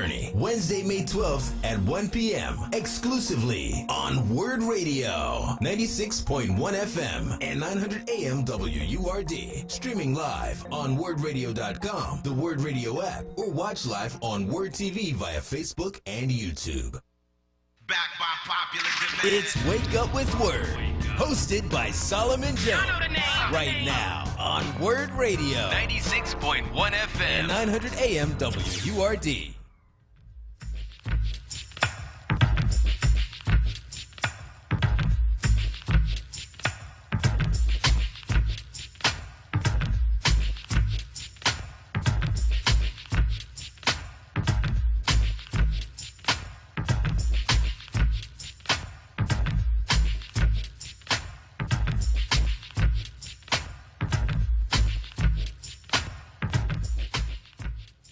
Good morning. This is Solomon Jones on 900 AM, 96.1 FM, WURD. And we are joined by State Senator Vincent Hughes to talk about one of the ballot questions that's going to be on the ballot in next week's election. Senator Hughes, good morning. Hey, Solomon, how's your brother this morning? I'm good. How are you? I'm holding on, man. You know, Good. firm grip. Okay. All Yeah, right. man. So ballot question 3, where does it come from? Well, ballot question 3 comes from an amendment that we offered, well, I'm going to say probably about a year and a half ago, to deal with the issue of the fact that the Pennsylvania Constitution does not have specific language in it that protects individuals from discrimination based on race or ethnicity. And given everything that's been going on over the last how about I better say it this way. Given everything that's been going on for the last 400 years, but everything that's been made real and we've been able to see in the last several years, the thought between myself and my colleagues and my internal team was that this is something that we need to pursue to get additional protection in the state constitution about being discriminated against based on race or ethnicity. So why do you need that if that's in, you know, if that's codified in other parts of the law? Well, why do you need it in the state constitution? Well, what the lawyers told me, and we had this conversation on Michael Kors' show this past Sunday, that any additional protection is helpful, is supportive as they pursue whatever matters that they need to pursue around issues of discrimination. Why not have this extra protection? So it made sense to me, given the issues that we're dealing with. Why not have this extra protection? And, you know, we've checked it out with the ACLU, other legal organizations, folks that we depend a lot upon in terms of advice and dealing with various matters. And they said this is a good thing to have. So it's on the ballot on Tuesday, May 18th. I believe it deserves a yes vote. It's not received a lot of public attention, but it's never too late to talk about something that's going to provide extra protection around the issues of race and ethnicity. So what is the wording on the question? I'll read it right now. Shall the Pennsylvania Constitution be amended by adding a new section providing that equality of rights under the law shall not be denied or abridged because of an individual's race or ethnicity? It's the third question down on the statewide ballot questions. You have the first two, which deal with essentially limiting the governor's ability to deal with a state of an emergency in Pennsylvania. And the third question, this one, is the one that deals with the issue of adding extra protections based on race and ethnicity. And again, that's based on an amendment that you offered along with some other members of the Senate? Yeah, I authored it, had full support it passed. As you know, Solomon, amending the state constitution is you just don't wake up one day and say, I'm going to amend the state constitution. You have to have a specific piece of language that is the amendment. It has to pass 2 successive sessions of the House and the Senate, and then be offered up on to the voters for a yes or no vote. So it is not a simple process, but it is a process that we were fortunately successful in being able to get to this point. Now it's up to the voters. I think it's worthy of a yes vote. Okay. All right. And so in terms of these other ballot questions, which are trying to strip the governor of his emergency powers, where did they come from? Well, as you know, if you go back in time over the last year during the pandemic, you've seen a lot of folks, mostly Republicans, pretty much all of the Republicans, just raise all kinds of unfounded hell with the governor and how he's had to manage the health reality of the people of Pennsylvania in the context of this pandemic. It's not been pretty. It's not been fun. It's been a very difficult challenge. But Pennsylvania, in the end, has remained healthier than many other states across the nation. However, the Republican legislature did not like the way he handled it. I think this is definitely politically motivated. And so they want to curtail the governor's power and the governor's ability to do that. They were not successful trying to do it legislatively, so they turned to trying to amend the state constitution to do that. So those first 2 questions, in short, limit the governor's ability to manage a pandemic. And basically, one of the questions requires to come back to the legislature every 21 days for an approval. Well, we can't get it, I don't need to tell you, Solomon, you worked in this process, all right? Yeah. Trying to get folks to agree on, the light is green or the light is red up here, that's not a pretty thing, okay? Right. It takes a long time. Having folks agree on these kinds of issues, especially because most of the times the decisions that have to be made are not easy decisions. They're hard decisions. And so we think that those first 2 questions require no votes. And, of course, the third question requires a yes vote. Okay. All right. Fair enough. Ballot question number 3 on discrimination, putting anti-discrimination language into the Pennsylvania Constitution. Senator Vincent Hughes is recommending that we vote yes. So I want to thank you so much for your call this morning on WURD. Thanks, Alan. Appreciate you, man. All right, man. Take care. Commissioner Omar Sabir is on the line. We've had some folks call in about mail-in ballots this morning and having some trouble with mail-in ballots. Commissioner Sabir, good morning.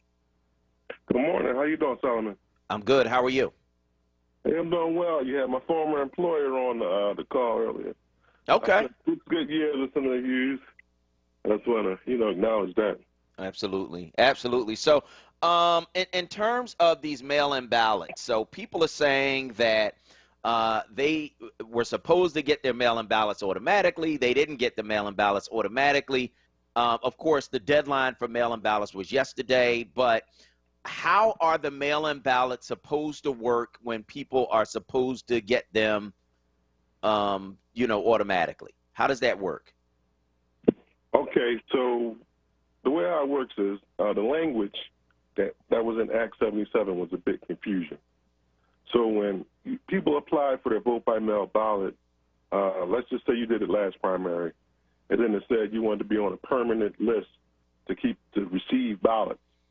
And, the state has actually changed the language to annual, so you have to renew it every 2 election cycles. So if you didn't renew it for the last 2 election cycles, then you got to vote in person. Does that make any sense? Say it again. I said last year, when most people apply for vote-by-mail ballot, there was language that said you could be on a permanent list. But the language that the state law had that said permanent, but it wasn't permanent. It was annual. So that means after every 2 election cycles, you got to renew it. So if you had applied for your vote-by-mail ballot last primary and you clicked on that you wanted it permanently, the language should have been annually, which has been changed, but that was by state law, so it was permanent. So by law, we had to mail out 250,000 applications to people, and some people may have thrown the notices away, but we mailed it out to everybody, and, you know, some people didn't return it back. So unfortunately, they're not going to be on the list. All right, so wait a minute. Yeah. So because most people applied for their mail-in ballots for the presidential primaries, correct, right? Right. So have 2 election cycles passed between then and now? Correct, right. So if you're applying on a primary, most people typically clicked on it, that permanent, they want to stay on a permanent list. And so what some people may assume that once I clicked it, or once I checked that permanent list, that means that I'm always going to be on the list. But the language that was in Act 77, that's the language that they had, you know, in the language and legislation. There was nothing we can do about it, so it said permanent. So when they clicked on permanent, you know, they might assume that they're still on it, but that only means 2 election cycles. So that means if you voted by mail in the primary and in the general, chances are you got to reapply again. And okay, well, most people didn't know that. Right, that's true. Right. So what we did, we mailed out 250,000 applications and a letter telling people that they had to do it. You know, some people didn't. You know, unfortunately, probably didn't understand it. I mean, you know, we asked for a budget increase of $25 million so we can, you know, get resources for commercials and things like that. But it's a little bit unfortunate. But you know, but the good thing is that you can still vote in person. We have 708 polling locations open. So you can go to PhiladelphiaVotes.com to find out where your polling location is. Now, if you apply for your vote by mail ballot and you haven't received it, you can still come into City Hall and request your ballot, and you can make it printed out right there on the spot, and you can print your ballot right there if you have already applied for it. If you've already applied for it. Correct. Okay. Right. But okay. So let me just go back one more time because I'm confused now. So if people got their mail-in ballot and voted in the presidential primary, they had to then reapply before this primary in order to get a mail-in ballot. It wasn't automatic. Correct. You sent out notices, and some people didn't realize, didn't send them back because they thought that they were going to get their mail-in ballot automatically. Or we could assume that they wanted to vote in person. Because if you didn't return the notice back, it's clear in the letter that if you didn't return back the application, then, you know, you can come and vote in person. If people want to vote by mail in the next election, what do they need to do? Right now, they can go to PhiladelphiaVotes.com and they can apply for the vote by mail application. You can click on the whole process. You can do it online, or you can call my office at 215-686-3462. 215-686-3462, and we can send you out an application. All right. So, all right. Now, in terms of people who want to vote in this particular election, if they did not get their mail-in ballot, then they need to vote in person. What are their options for doing that? Okay. Now, so if you have applied for it, because some people did apply for it, and some people, you know, getting a little bit nervous, right? We had seen yesterday was the deadline, so we received applications, right? So you're going to, you know, receive a ballot. It's going to come in the mail. You know, it's going to take a couple days, you know, so if you get it, it's not going to be enough time for you to put it back in the mail. So as soon as you receive the ballot, you're going to bring it into one of our 14 drop-off locations, or you can come to one of our early mobile drop-off events that we're having all across the city, and we have 25 of those scheduled. Or you could bring it in the City Hall, or you could bring it to Delaware, the Spring Garden, and we can accept your ballot. When you receive the ballot, you know, don't try to put it in the mail. I would suggest you just bring it in, because we don't want it to get stuck in a post office. Because right now we have to have the ballot back in our hand by Tuesday at 8 p.m. If we don't have the ballot in our hand, the completed ballot in our hand at Tuesday at 8 p.m., then unfortunately, due to state law, we're not going to be able to accept your ballot. All right. So if people have questions, what number should they call? You should call. If it's just about your ballot and you're just trying to, check the status of your ballot, you can call 215-686-3469. 215-686-3469, and you can check the status of your ballot, or you can call my office at 215-686-3462, 215-686-3462. If you call and you make it a busy signal, just be a little bit patient, try to call back again. And if and I give you my email address as well, and that has been working as well. My email address is Omar, omar.sabir@phila.gov. Omar, omar.sabir@phila.gov. And City Hall is open now. So, again, if you applied for your ballot and you haven't received it and you're getting a little bit nervous, you can come right on down to City Hall and we can print you out a replacement ballot. And, we're available for you. We have mobile events, but PhiladelphiaVotes.com has a lot of information on it. And you can call any one number. You can call me. You can call any one of the other commissioners as well. There's 3 commissioners. You can call Lisa Dilley. You can call Commissioner Ausman as well. We'll be here to assist you. Okay. I want to thank you for your call this morning, and thank you for answering some of those questions about these mail-in ballots. We're going to go to break. On the other side, we're going to talk with dear Melanie. She's got another hilarious answer for one of life's biggest questions. I'm Solomon Jones. We'll be right back. From safe to seamless, convenient to contactless, and local to express, SEPTA is the Philly way to go. Plan your trip at iseptaphilly.com. Anthony Wright was wrongfully convicted of murder after he spent over 2 decades in prison. DNA exonerated him. In 2016, Carlos Vega re-prosecuted him anyway. I was in prison, convicted of a crime that I didn't commit. Every single person that was involved was corrupt. I think about Carlos Vega. I think about the devil. I think about racism. Vote now. Vote Krasner for DA. Paid for by Lawrence Krasner for District Attorney. We do all we can to ensure our kids are happy, healthy, safe, and strong. Having high-quality, low-cost health insurance helps make that possible. With CHIP, your child can have medical, dental, eye care, and more for free or low cost. Whether you're self-employed, unemployed, or your employee benefits are just too expensive, CHIP is there for you to help your child be strong. CHIP Strong. Apply or renew today at 800-986-KIDS or go to chipreverspakids.com. Paid for with Pennsylvania taxpayer dollars. African Genesis Institute, the world's largest and fastest growing youth organization of its kind, is offering $1,000 book scholarships for freshman students attending the world-renowned Howard University this fall. To apply, donate, or get more information, please visit the website at africangenesis2.org/book scholarship or call 215-247-5121. That's 215-247-5121. This is WURD Radio, 96.1 FM and 900 AM WURD Philadelphia. Independent Black Media.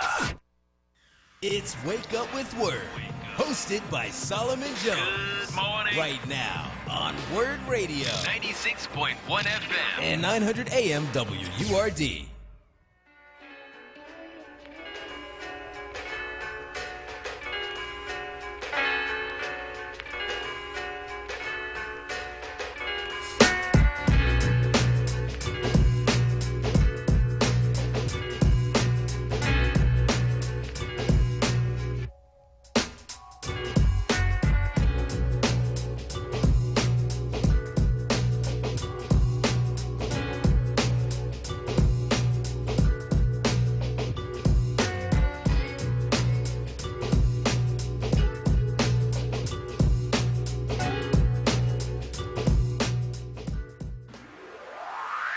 Dear Melanie.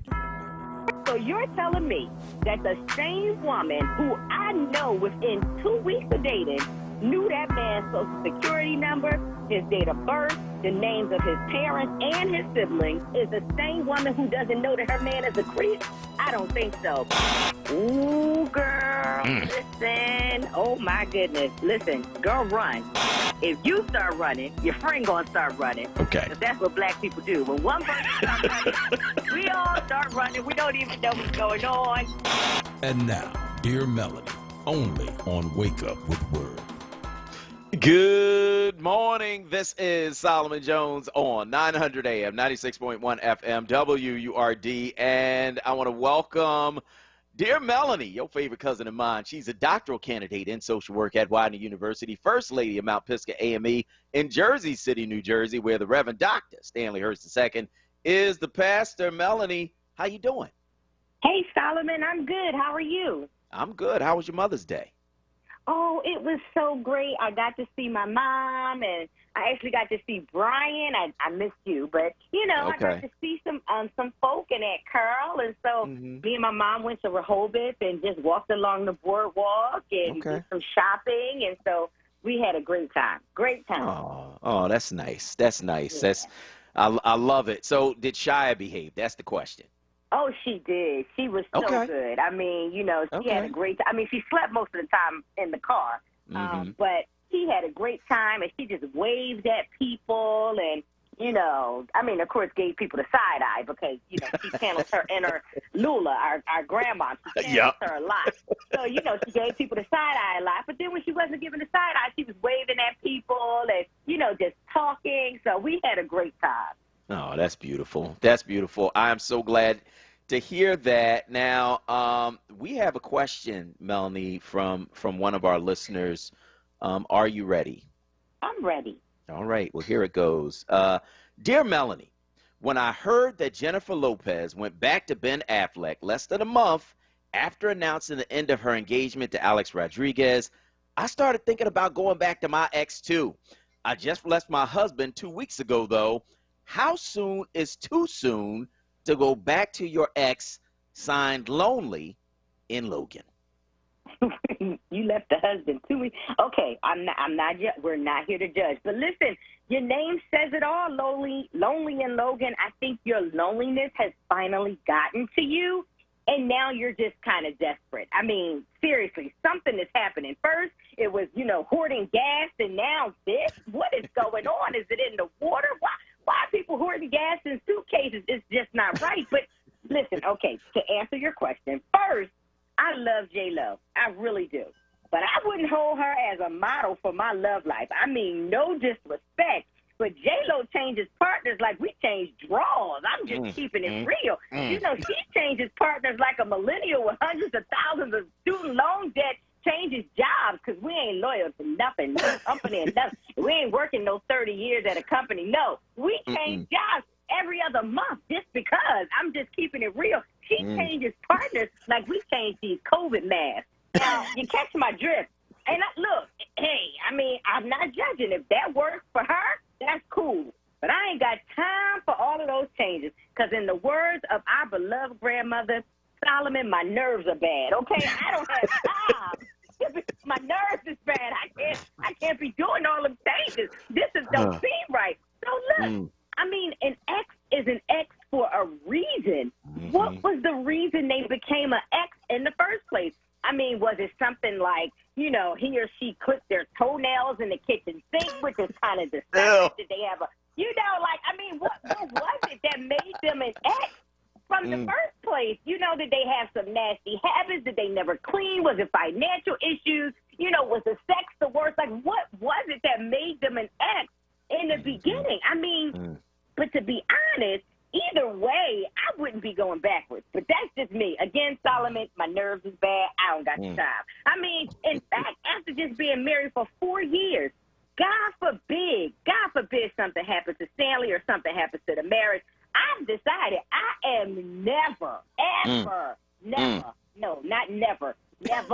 ever doing this again. This is too much for my life, okay? Never. I mean, I love being married. I love my husband, but it's a lot of work. So if I get lonely, I'm going to go buy a new purse. I'm just going to keep it real.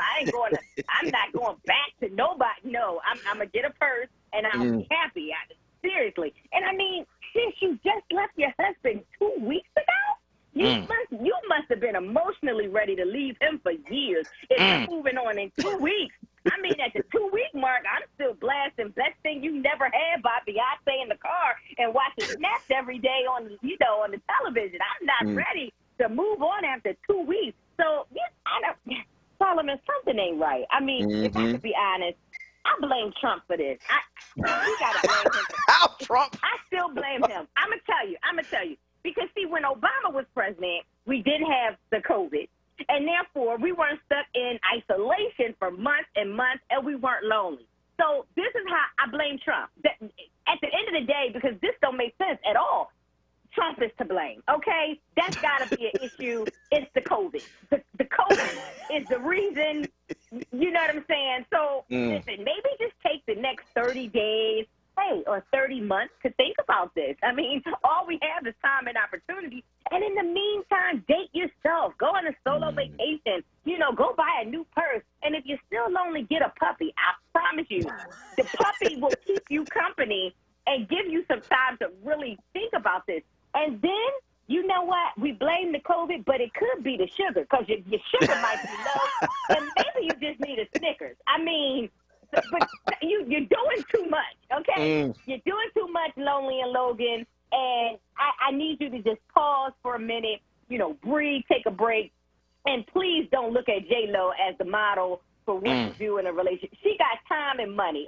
She just sits around every day and thinks like, maybe I'll leave this one a day and go to the other.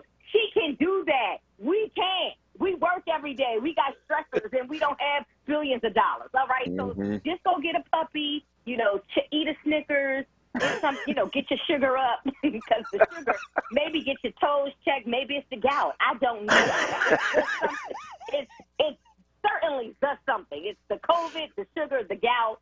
Something got you off kilter, and we praying for you that you get it together so you don't make another mistake by going back to the ex after just leaving the ex. Okay, you get my point because you confusing me, Lonely and Logan. But yeah, it's the sugar. Something, Solomon. Something wrong. It's something wrong. Yeah. I agree. And the key to that, get yourself together. You know what I mean? You run and try and get yourself together first. Do that. Do something. Get an elliptical for your house. The doctor's for therapy might work. Maybe if we go back to church or something, we could go back to our religious services. Maybe that's what it is. Because something is not right in this equation. But you got to do something, dear. Because you going from one ex to the new ex that's going to be an ex again. We're not going to do that. We're not going to be like J-Lo unless that's what you really want to do. And then, hey, live your life. I don't know, Solomon. I don't know, okay? You're not going to sue me for giving advice. And, okay, anyway. That is your favorite cousin and mine, dear Melanie. Melanie Bryan Hurst, of course, is a doctoral candidate in social work at Widener University. She's also the first lady of Mount Pisgah AME in Jersey City, New Jersey, where the Reverend Dr. Stanley Hurst II is the pastor. Melanie, as always, thanks so much. No problem. Talk to you later, son. All right, talk to you later. And make sure you check out more of Melanie's work at askthepreacherswife.com. That's askthepreacherswife.com. That's where you can check out more of her work. And I want to hear from you. 215-634-8065. That is 215-634-8065. That is the number you can call to get in on the conversation right here at WURD Radio. And let us know where you are on these various things that we are talking about on this morning show. 215-634-8065 is the number that you can call to get in on the conversation right here at WURD Radio. Let us know where you are on these various topics we're talking about. Of course, you can also weigh in on Facebook at onWURD, at FORWRD. That's FORWURD. Let's talk to Brother Gary from Chester on line one. Go ahead, Brother Gary. Solomon Jones, thank you for taking my call. Solomon Jones' Melanie is too much. Ain't she? Yes. But she's truthful, too. Now, Solomon, what's that game y'all play in Philly with the card game? Spades? Three cards. What y'all call it? Oh, 3 cards monte. 3-card monte. Oh, okay. And now my next question is that, what do the word permanently mean? permanent means permanent. Solomon, thank you for taking my call. I want to thank you for your call this morning on WURD Radio. And, yeah, man, that's confusing. The whole mail-in ballot thing is confusing. And remember, the law is set at the state level. And you have some folks in the legislature who, you know, they want it to be confusing because they don't want you to vote by mail. And so to all of those who think that it was confusing, you're right. It's confusing. So I want to hear from you. Give me a call, 215-634-8065. That is 215-634-8065. You know, it's confusing, but at the same time, you know, there are some folks who had no problems at all with their mail-in ballot. And so I want to know what you think. 215-634-8065. That is 215-634-8065. That is the number you can call to get in on the conversation right here at WURD Radio. And my aunt sent me something, and here's what she said. She said, ease up. The notice to get a mail-in ballot clearly stated that voters had to return the notice or be prepared to vote in person. I followed instructions, and it was seamless. Got mail ballot, returned it, and got notice that ballot was received. So, and then she says, as your mom says, it's called reading. So I want to hear from you. 215-634-8065 is the number you can call to get in on the conversation right here at WURD Radio. You can, of course, also weigh in on Facebook at onWURD, at FORWURD. That's FORWURD. That is where you can weigh in and let us know where you are on these various things we're talking about on this morning show. Kawesa, what are they saying this morning on Facebook? So we have quite a few comments here. Dana Morera, she doesn't have words. She just has the laughing and crying emoji from Melanie. So that's one comment we have. Michelle Tullanil says she blamed Trump. LOL. Oh gosh. Gail Robinson says stop, Mel. Just hand claps and laughing emojis here. And then Tanya Stevens says, OMG, your cousin and mine is a trip. I love J-Lo, and the draws was enough for me. Yeah. Gloria Gainey, LOL. Gotta love that funny lady. Tanya Stevens also says, amen, get a dog, love her. Malcolm White, my stomach hurts. And then Craig G. Wilson, Trump, wow, Melanie. So that's another comment. Gail Robinson, blame it all on Trump. Oh my gosh. And then Michelle Tullanil, get a puppy at a Snickers bar is the answer. James Burris, on the floor. And Gail Robinson, Mel, take it on the road. So those are quite a few comments that we have here, but yeah, those are our comments we have right now. Yeah, I was done when she said. Yeah. J-Lo changed partners like we changed draws. She right, though. She right. Come on, J-Lo, settle down. Like, 215-634-8065. That is 215-634-8065. That is the number that you can call to get in on the conversation. But that's real rap, though. Your ex is an ex for a reason. That's the realest. Your ex is an ex for a reason. Why are you going back?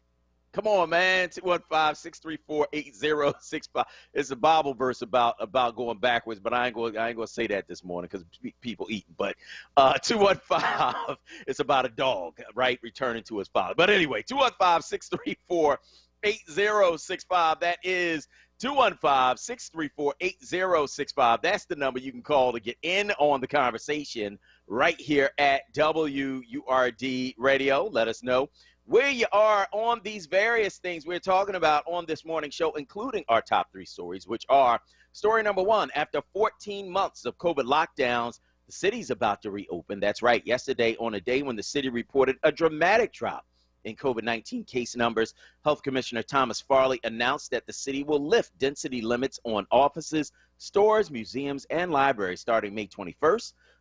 And so we are looking forward to that. And then story number two, Israel and Palestine exchanging rocket fire on Tuesday as days of fighting centered around one of the holiest sites in the world for Muslims, Jews, and Christians snowballed into another deadly flare-up in a decades-long conflict. And then, of course, story number 3, my commentary for the day. The family of Andrew Brown, the black man killed in his car by North Carolina sheriff's deputies, has viewed more footage from body cams and dash cams, and they believe it shows that the shooting was unjustified. And so we want to hear from you. Give us a call, 215-634-8065. That is 215-634-8065. That is the number that you can call to get in on the conversation right here at WURD Radio. Let us know where you are on these various things we're talking about on this morning's show.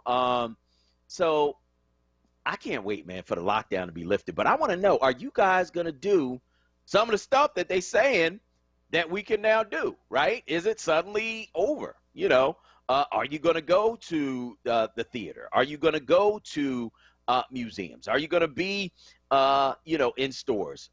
Is your office going to open? I want to know what you think. Give us a call, 215-634-8065. That is 215-634-8065. Now, the Sixers game, they said he could have like 10,000 people. They're going to have a playoff game. You know them tickets it's going to be like gas. It's going to be an arm and a leg. You know that, right? It will be.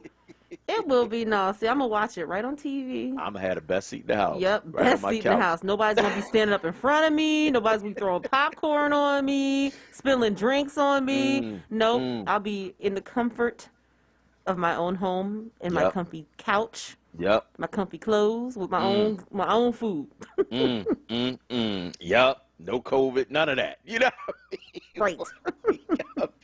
I'll be right in the crib. So I want to know what you guys are going to do, though. So give us a call. Let us know. 215-634-8065 is the number. You can call to get in on the conversation right here at WURD Radio. Let us know where you are on these various things we are talking about on this morning's show. 215-634-8065, of course, is the number that you can call to get in. Next up, we're going to talk with Lynn Washington as we head into the anniversary of the Move tragedy. We're going to talk to him about his recollections of what happened that day as he covered the event as a reporter for the Philadelphia Daily News. Temple professor Lynn Washington joins us on the other side of this break, as he does every week, to give us a preview of the Move coverage that we will have all day tomorrow as we talk about the anniversary of that tragedy here in the city of Philadelphia. Lynn Washington, of course, one of the people who was there on the scene and who covered it as a reporter for the Philadelphia Daily News. Joining us on the other side of the break, I'm Solomon Jones. We'll be right back. Imagine feeling your house shake. You look outside and see trucks dumping asbestos-contaminated debris. This happened. A corporation polluted a Philadelphia neighborhood.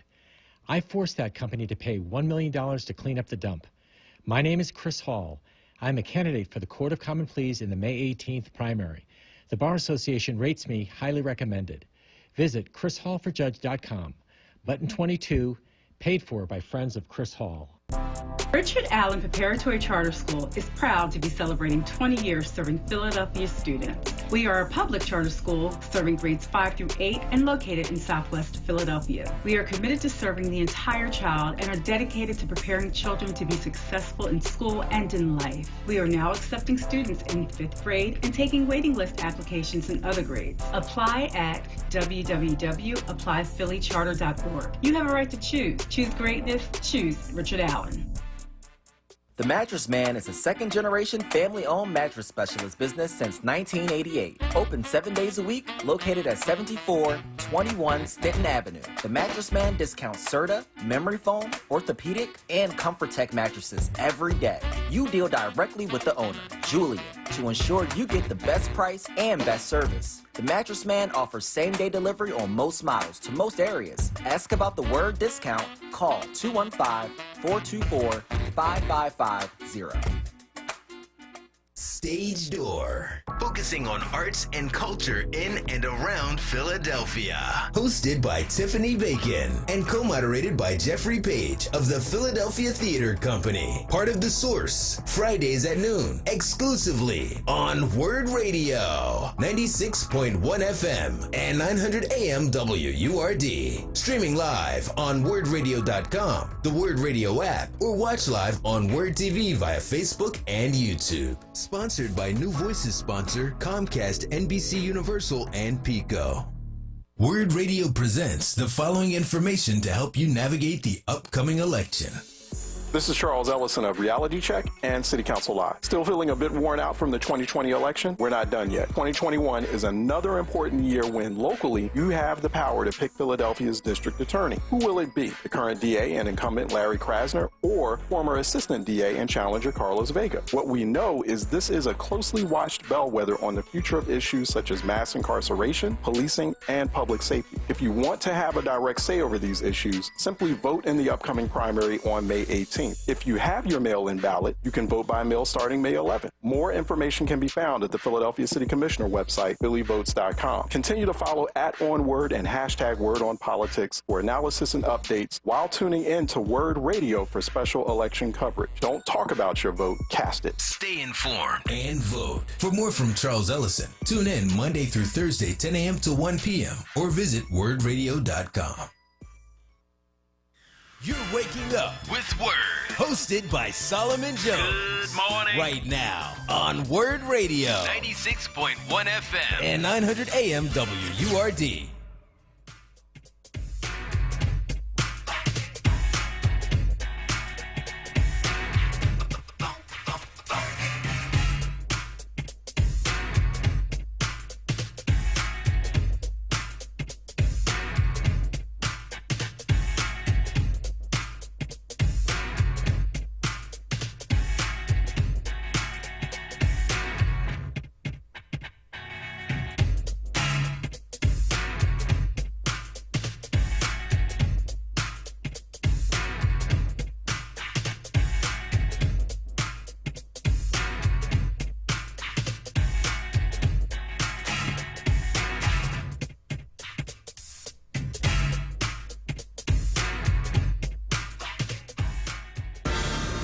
What we saw was misconduct by police. As Malcolm X said, American democracy is nothing but disguised hypocrisy.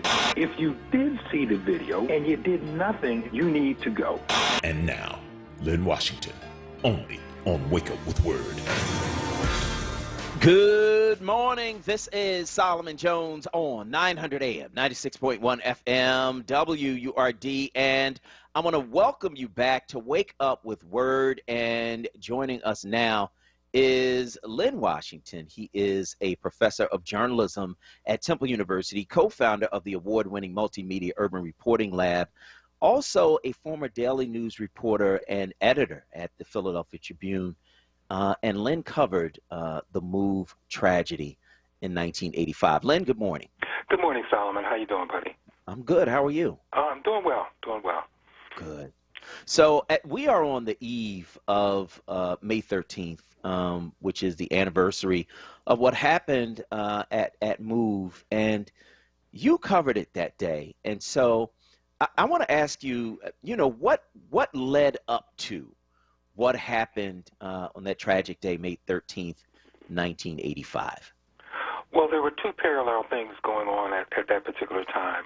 One was efforts by the MOVE organization to gain the release of some of their members, including those who had been arrested for an incident on August 8, 1978.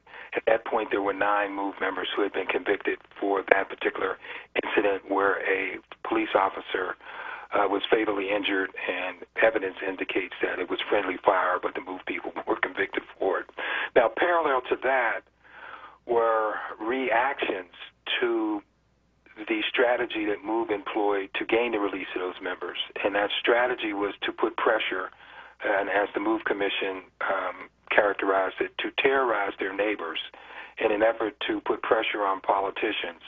So those two things merged and culminated on the events of May 13th, 1985, which became arguably, if not factually, the worst incident of police brutality in U.S. history. It clearly was the first time that a police force in America dropped a bomb on a house in an urban area, in a house that contained children. And so that morning, they are out, and there is a negotiation that they are trying to have that morning. Walk us through what happened that morning before the gunfire broke out. Well, the gunfire broke out around, let's just say early in the morning. I think it was around 6:30, or maybe a little earlier. The then police commissioner, a guy named Gregor Sambor, goes on the bullhorn and announces, "Move, this is America, you must surrender." And, MOVE had their response, which I can't say on the air because FCC would crack down on you guys. And it was a shootout. Well, let me recharacterize that. There was a shoot-in because the police fired over 10,000 rounds of ammunition from handguns, 9mm, 38s, as well as assault rifles. They even had a couple of machine guns. They shot so many bullets that they ran out of bullets. They had to send up to the police academy in the Northeast Philadelphia section to bring more bullets down. There were so many bullets, man, that bullets were literally coming out of the sky like they were hail. Because it was a clear blue day like today, well, at least down here in Delaware. I don't know what it is in Philly. I hope it's not cloudy. But it was a clear blue day. And I started hearing things bouncing off the sidewalk, and it was like, where's the hell coming from? Then, the next click was like, oh, the gunfire that you hear off in the distance, that's the bullets jumping down. So the shootout or shoot-in occurred. That stopped. During that process, police almost blew the front of the MOVE house off with explosives. And then there was an aborted negotiation, which you just referenced. There were three persons. One was a member of MOVE, or at least very close to John Africa, a guy named Jerry Africa, a community leader in West Philadelphia, a civil rights activist named Marcel Randolph, and former Judge Bobby Williams. Now, at the time, Bobby Williams was the Democratic Party's official candidate for district attorney. All three of them were trying to reach Wilson Good to seek a negotiation. Jerry had indicated that the persons barricaded inside of 6221, the MOVE members, would de-escalate the situation if the city made a firm promise to reinvestigate the events of August 8, 1978, that could lead to the release of their members. These three people could not get Wilson Good on the phone, and I was with them. I ran into them on Cobbs Creek Parkway. They were literally knocking on doors to try to get access to a telephone. Because remember, this is 1985, no cell phones. They were just pay phones in terms of public access. Many of them were broken or not in existence in their stands. They finally were at one point in a desperate effort to try to get to Wilson Good. They even called the Chief Justice of the Pennsylvania Supreme Court, asking the then Chief Justice Robert Nix if he could call Wilson Good. He supposedly called. He couldn't get him on the phone. So there was this effort, perhaps the best effort to negotiate it, didn't take place. Later in the afternoon, there were a couple of other efforts where the city drafted people, including the sister of John Africa, the owner of 6221, another community leader or community activist, Charlie Burris, and I think at one point his name is escaping me. Benny Swans tried to negotiate, but at that point, the city wasn't giving these negotiators anything other than asking them to beg MOVE to come out. Mm-hmm. And then later in that afternoon, as we all know, the police department dropped a bomb on the top of MOVE's house. It ignited a fire. The police commissioner ordered the firefighters not to fight the fire. The police commissioner said that he was going to use the fire as a tactical weapon to drive the MOVE members out. And as we later found out, some MOVE members tried to come out. Police snipers, SWAT team members shot at them and drove them back into the blaze, and only one child and one adult were able to escape as 61 homes were burned to the ground, and everything in it, including all memories and mementos of the persons who lived there. So you're there, and you're on the scene, and you're watching all of this happen. What was the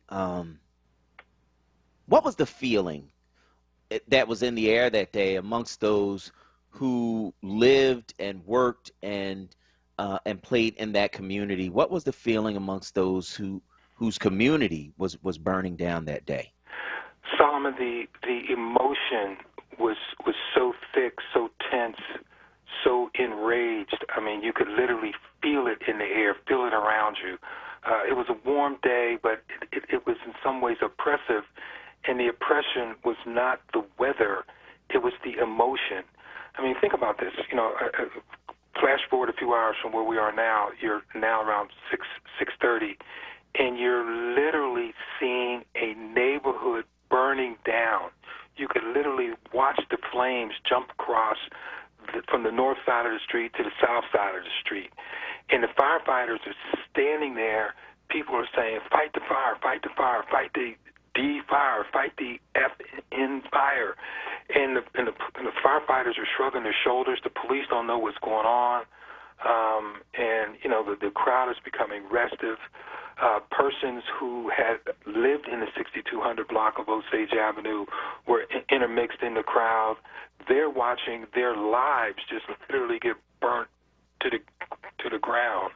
It was just outrageous. I mean, the frustration, and as the evening progressed, and after you got after midnight, I mean, that restiveness started becoming, into some violence. And at that point, much of that violence was directed towards the media, because people couldn't attack the police because the police were armed. But it was just an ugly scene, and people just felt so powerless.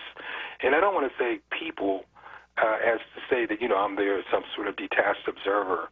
I mean, I could just still feel the emotions today that I felt back then.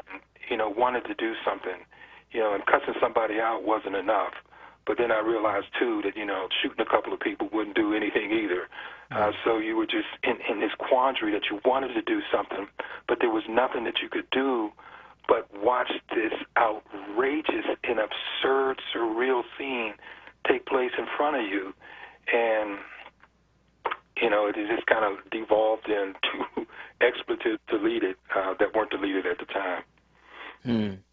And so, being a member of the media there and covering that, being a black member of the media at that, people like yourself and Pete Kane and, Miss Odom, Maida Odom, and others who covered that event. I mean, how did you feel as a black member of the media watching this take place? Frustrated would be on the bottom end, and then it would just go up from there. I had a somewhat unique vantage point because at that point in 1985, I had been covering MOVE since the fall of 1975. So I had a vantage point on the whole evolution of this that most other journalists didn't have.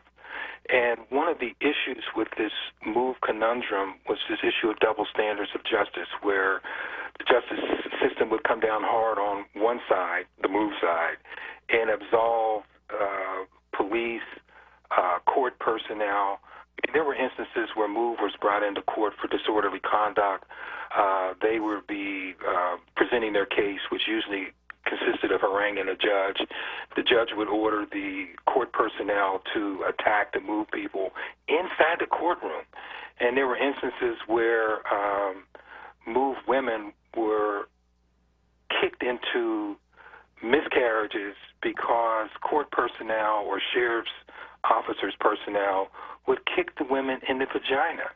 And on a few instances, this kicking was done by other women, and nothing would be done. The MOVE couldn't get city council to do anything. They couldn't get the city's human relations commissioner to do anything. They couldn't get state legislators to do anything. And that forced them to become, more militant and more, I guess, in many ways, intransigent.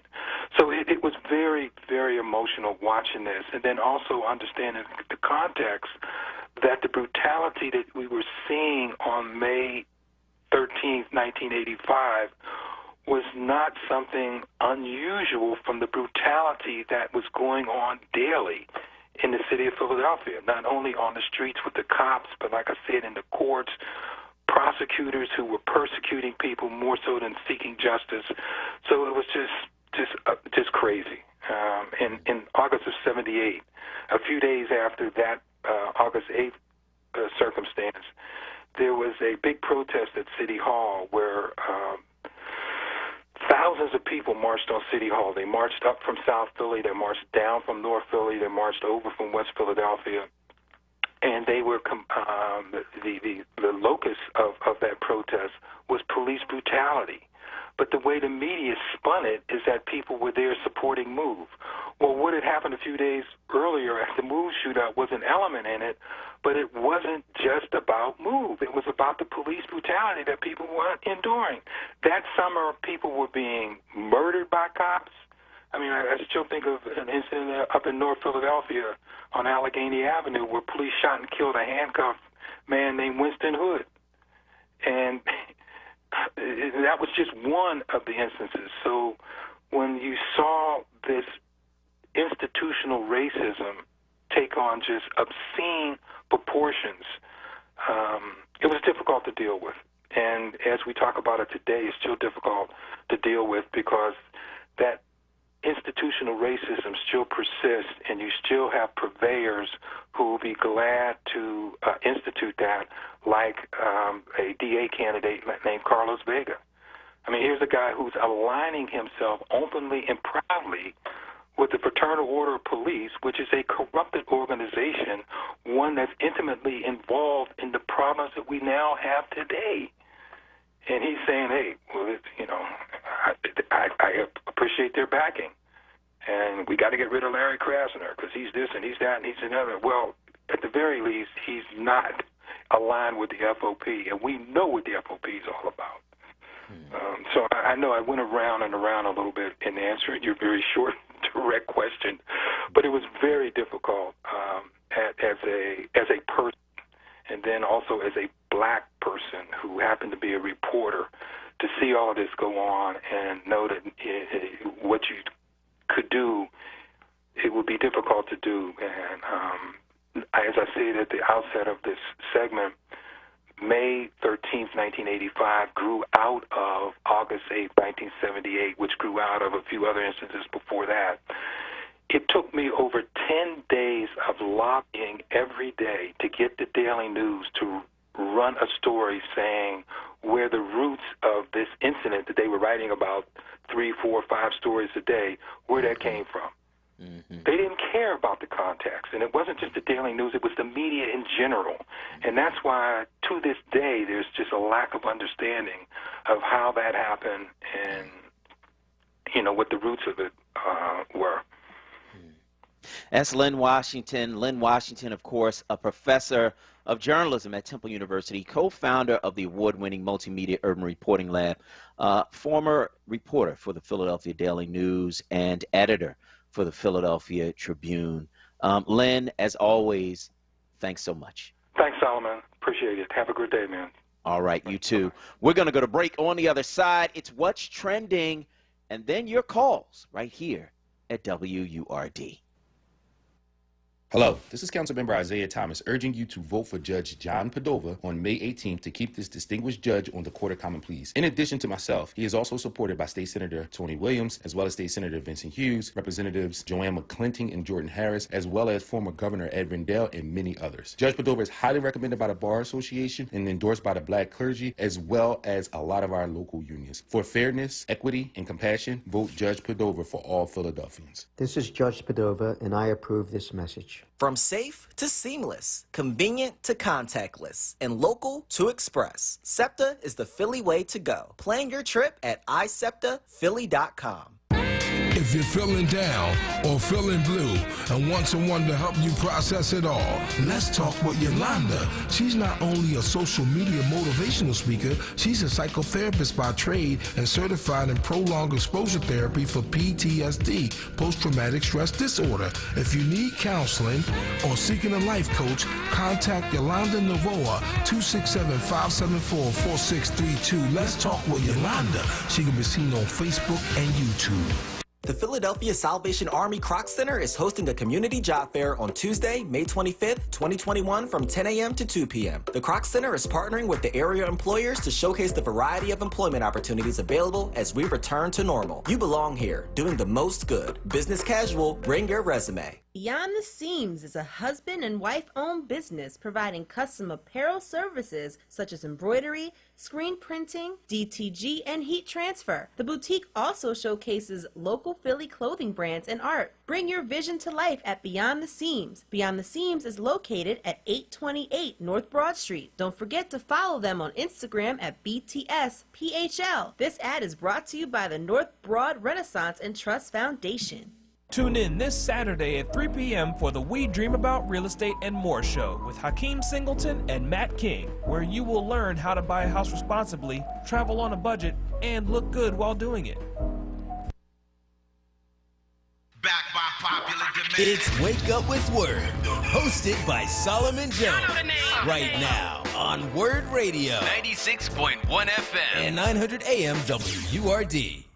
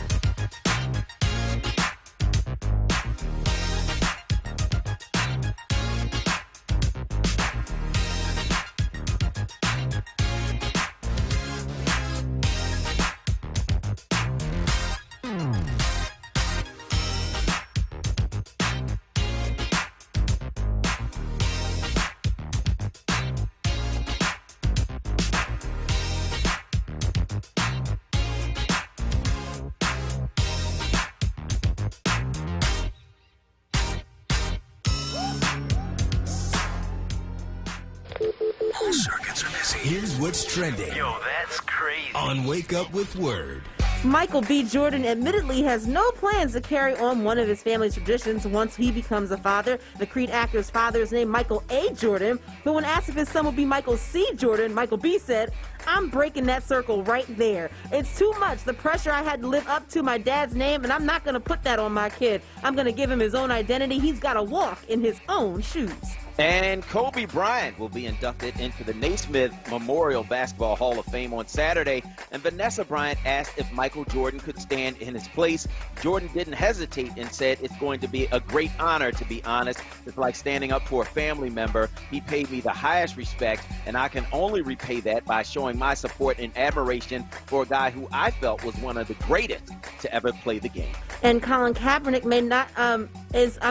Colin Kaepernick is continuing his activism around social justice. The 33-year-old will release a book of essays advocating the abolition of police and prisons. The book, entitled Abolition for the People, The Movement for a Future Without Policing and Prisons, is set to release on October 12th, which has over 30 essays. Kaepernick is credited as the book's editor, but will author one of the essays himself. And that is what's trending.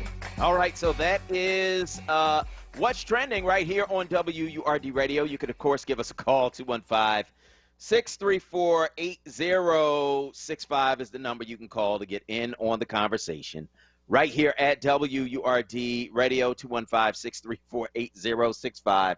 That is the number you can call to get in on the conversation right here at WURD. You can, of course, also weigh in on Facebook at onWURD. That's FORWRD, FORWURD. That is where you can weigh in and let us know where you are on these various things we are talking about on this morning's show. Kawesa, what are they saying this morning on Facebook? So we do have a few comments here. Actually, I screenshotted quite a few, so let me make sure I get to those folks. So we have here, no, and I don't know who, Sally Brown. Okay, I'm not going to read your comment. Sorry. Netta McQuilla, good morning, Word. We'll never forget that day, May 13th, 1985. So that's her comment that she has here. And then also Eric Morris is saying, what good is an ID when the process is flawed from Jump Street? He also says, city so-called opens up. Now we got a gas crisis, so you're right back where you were. So that's another comment. Netta McQuilla says, as far as opening up, I will keep my same protocol. COVID is still live and kicking. Be mindful, enjoy your life because life is short. Be safe. So that's another comment that we have here as well. Sean Wright Dupree says, yes, I received my mail-in ballot, filled it out, mailed in the local mailbox last Monday, just received email ballot, was counted. Easy peasy. So that's her comment. Haraya Deborah Bay says, may God be with my childhood friend Consuela, a MOVE member who lost her child in that fire. The morning of May 13th, someone called me and said there was a fire at the MOVE house. I turned on the news and popped a blank VCR tape in the VCR and began taping. This thing went on for hours. We all saw the children trying to escape, and they shot the kids. They shot the kids. God help me. A brother named Bancola, came to my house and got the tape to reproduce it and distribute it around the community. Consuela was sent to jail. I've met with her several times after she came home to talk about traumatized.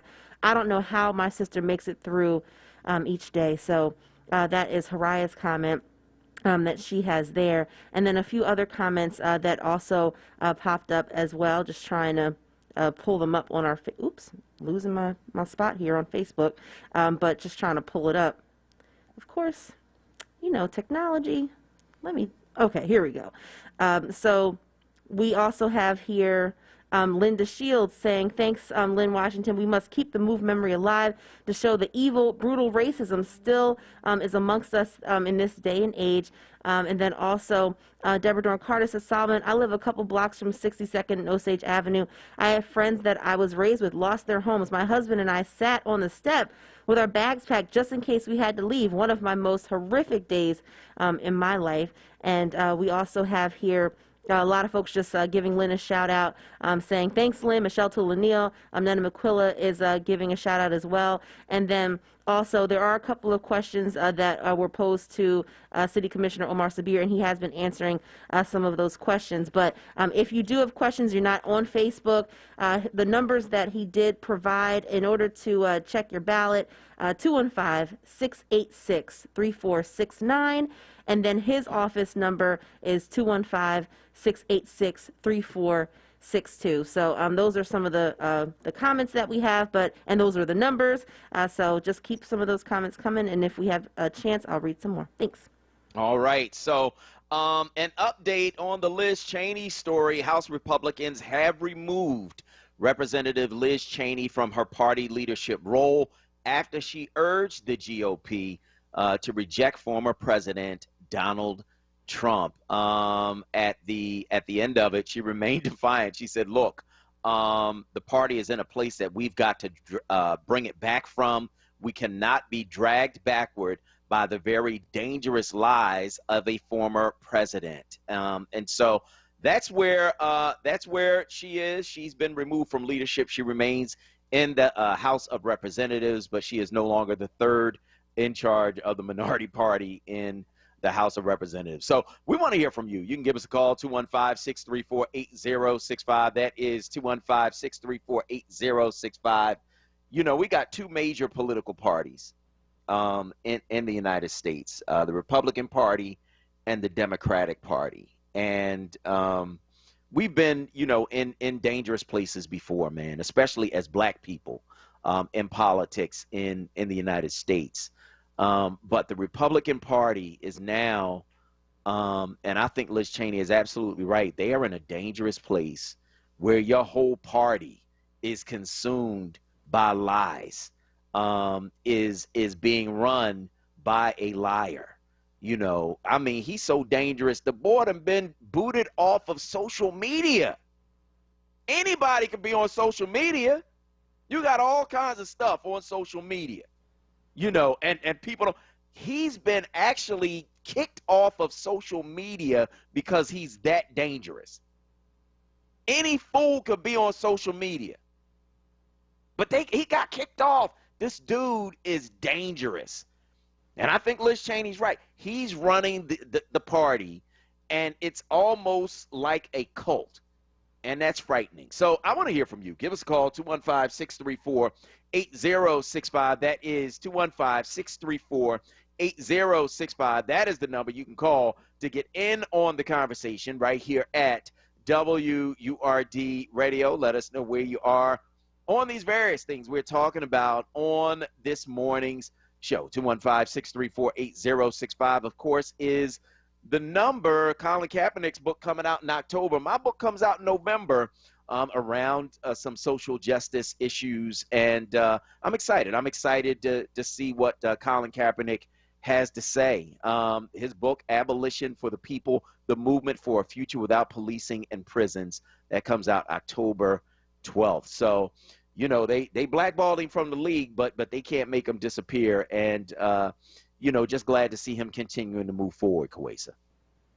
Yeah, I'm definitely, glad to see him continuing moving forward. He's not allowing for, this situation to hold him back, and I appreciate that. And I'll continue to support him in really whatever he does, because I just think that, he sacrificed a lot. Football is something that he loved, and I don't think that he ever foresaw that this would be something that would happen to him as far as just losing out on his career.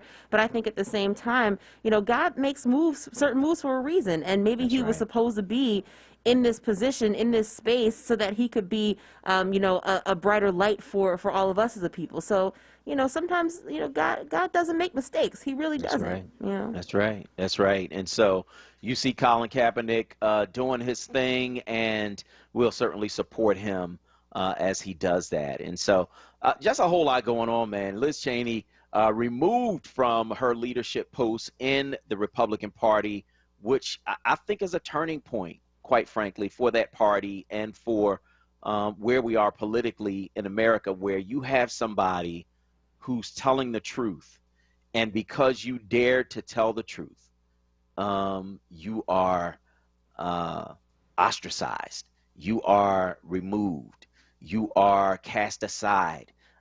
You are the enemy, because you've decided that, no, I am not going to go along with this lie that has consumed the party. It is crazy, man, and dangerous where we are. And so we're going to be watching that very carefully. I'm sure we'll be talking about it a little bit more tomorrow. But, of course, at 1 o'clock, I'll be joining our colleagues, Charles Ellison, as well as Ms. Joanne. We're going to be moderating a debate between the district attorney candidates, incumbent Larry Krasner and challenger Carlos Vega, both running as Democrats in the primary for DA. Tune in to WURD Radio at 1 o'clock as we have that debate between the two candidates for district attorney. We are looking forward to that. Looking forward to working with my colleagues on that a little bit later on today at 1 o'clock. Make sure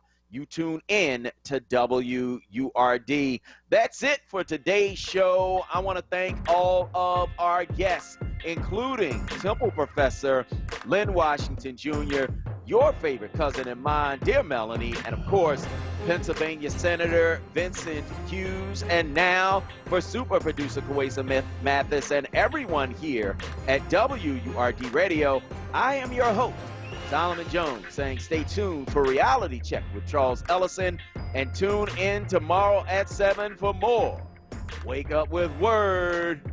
Peace.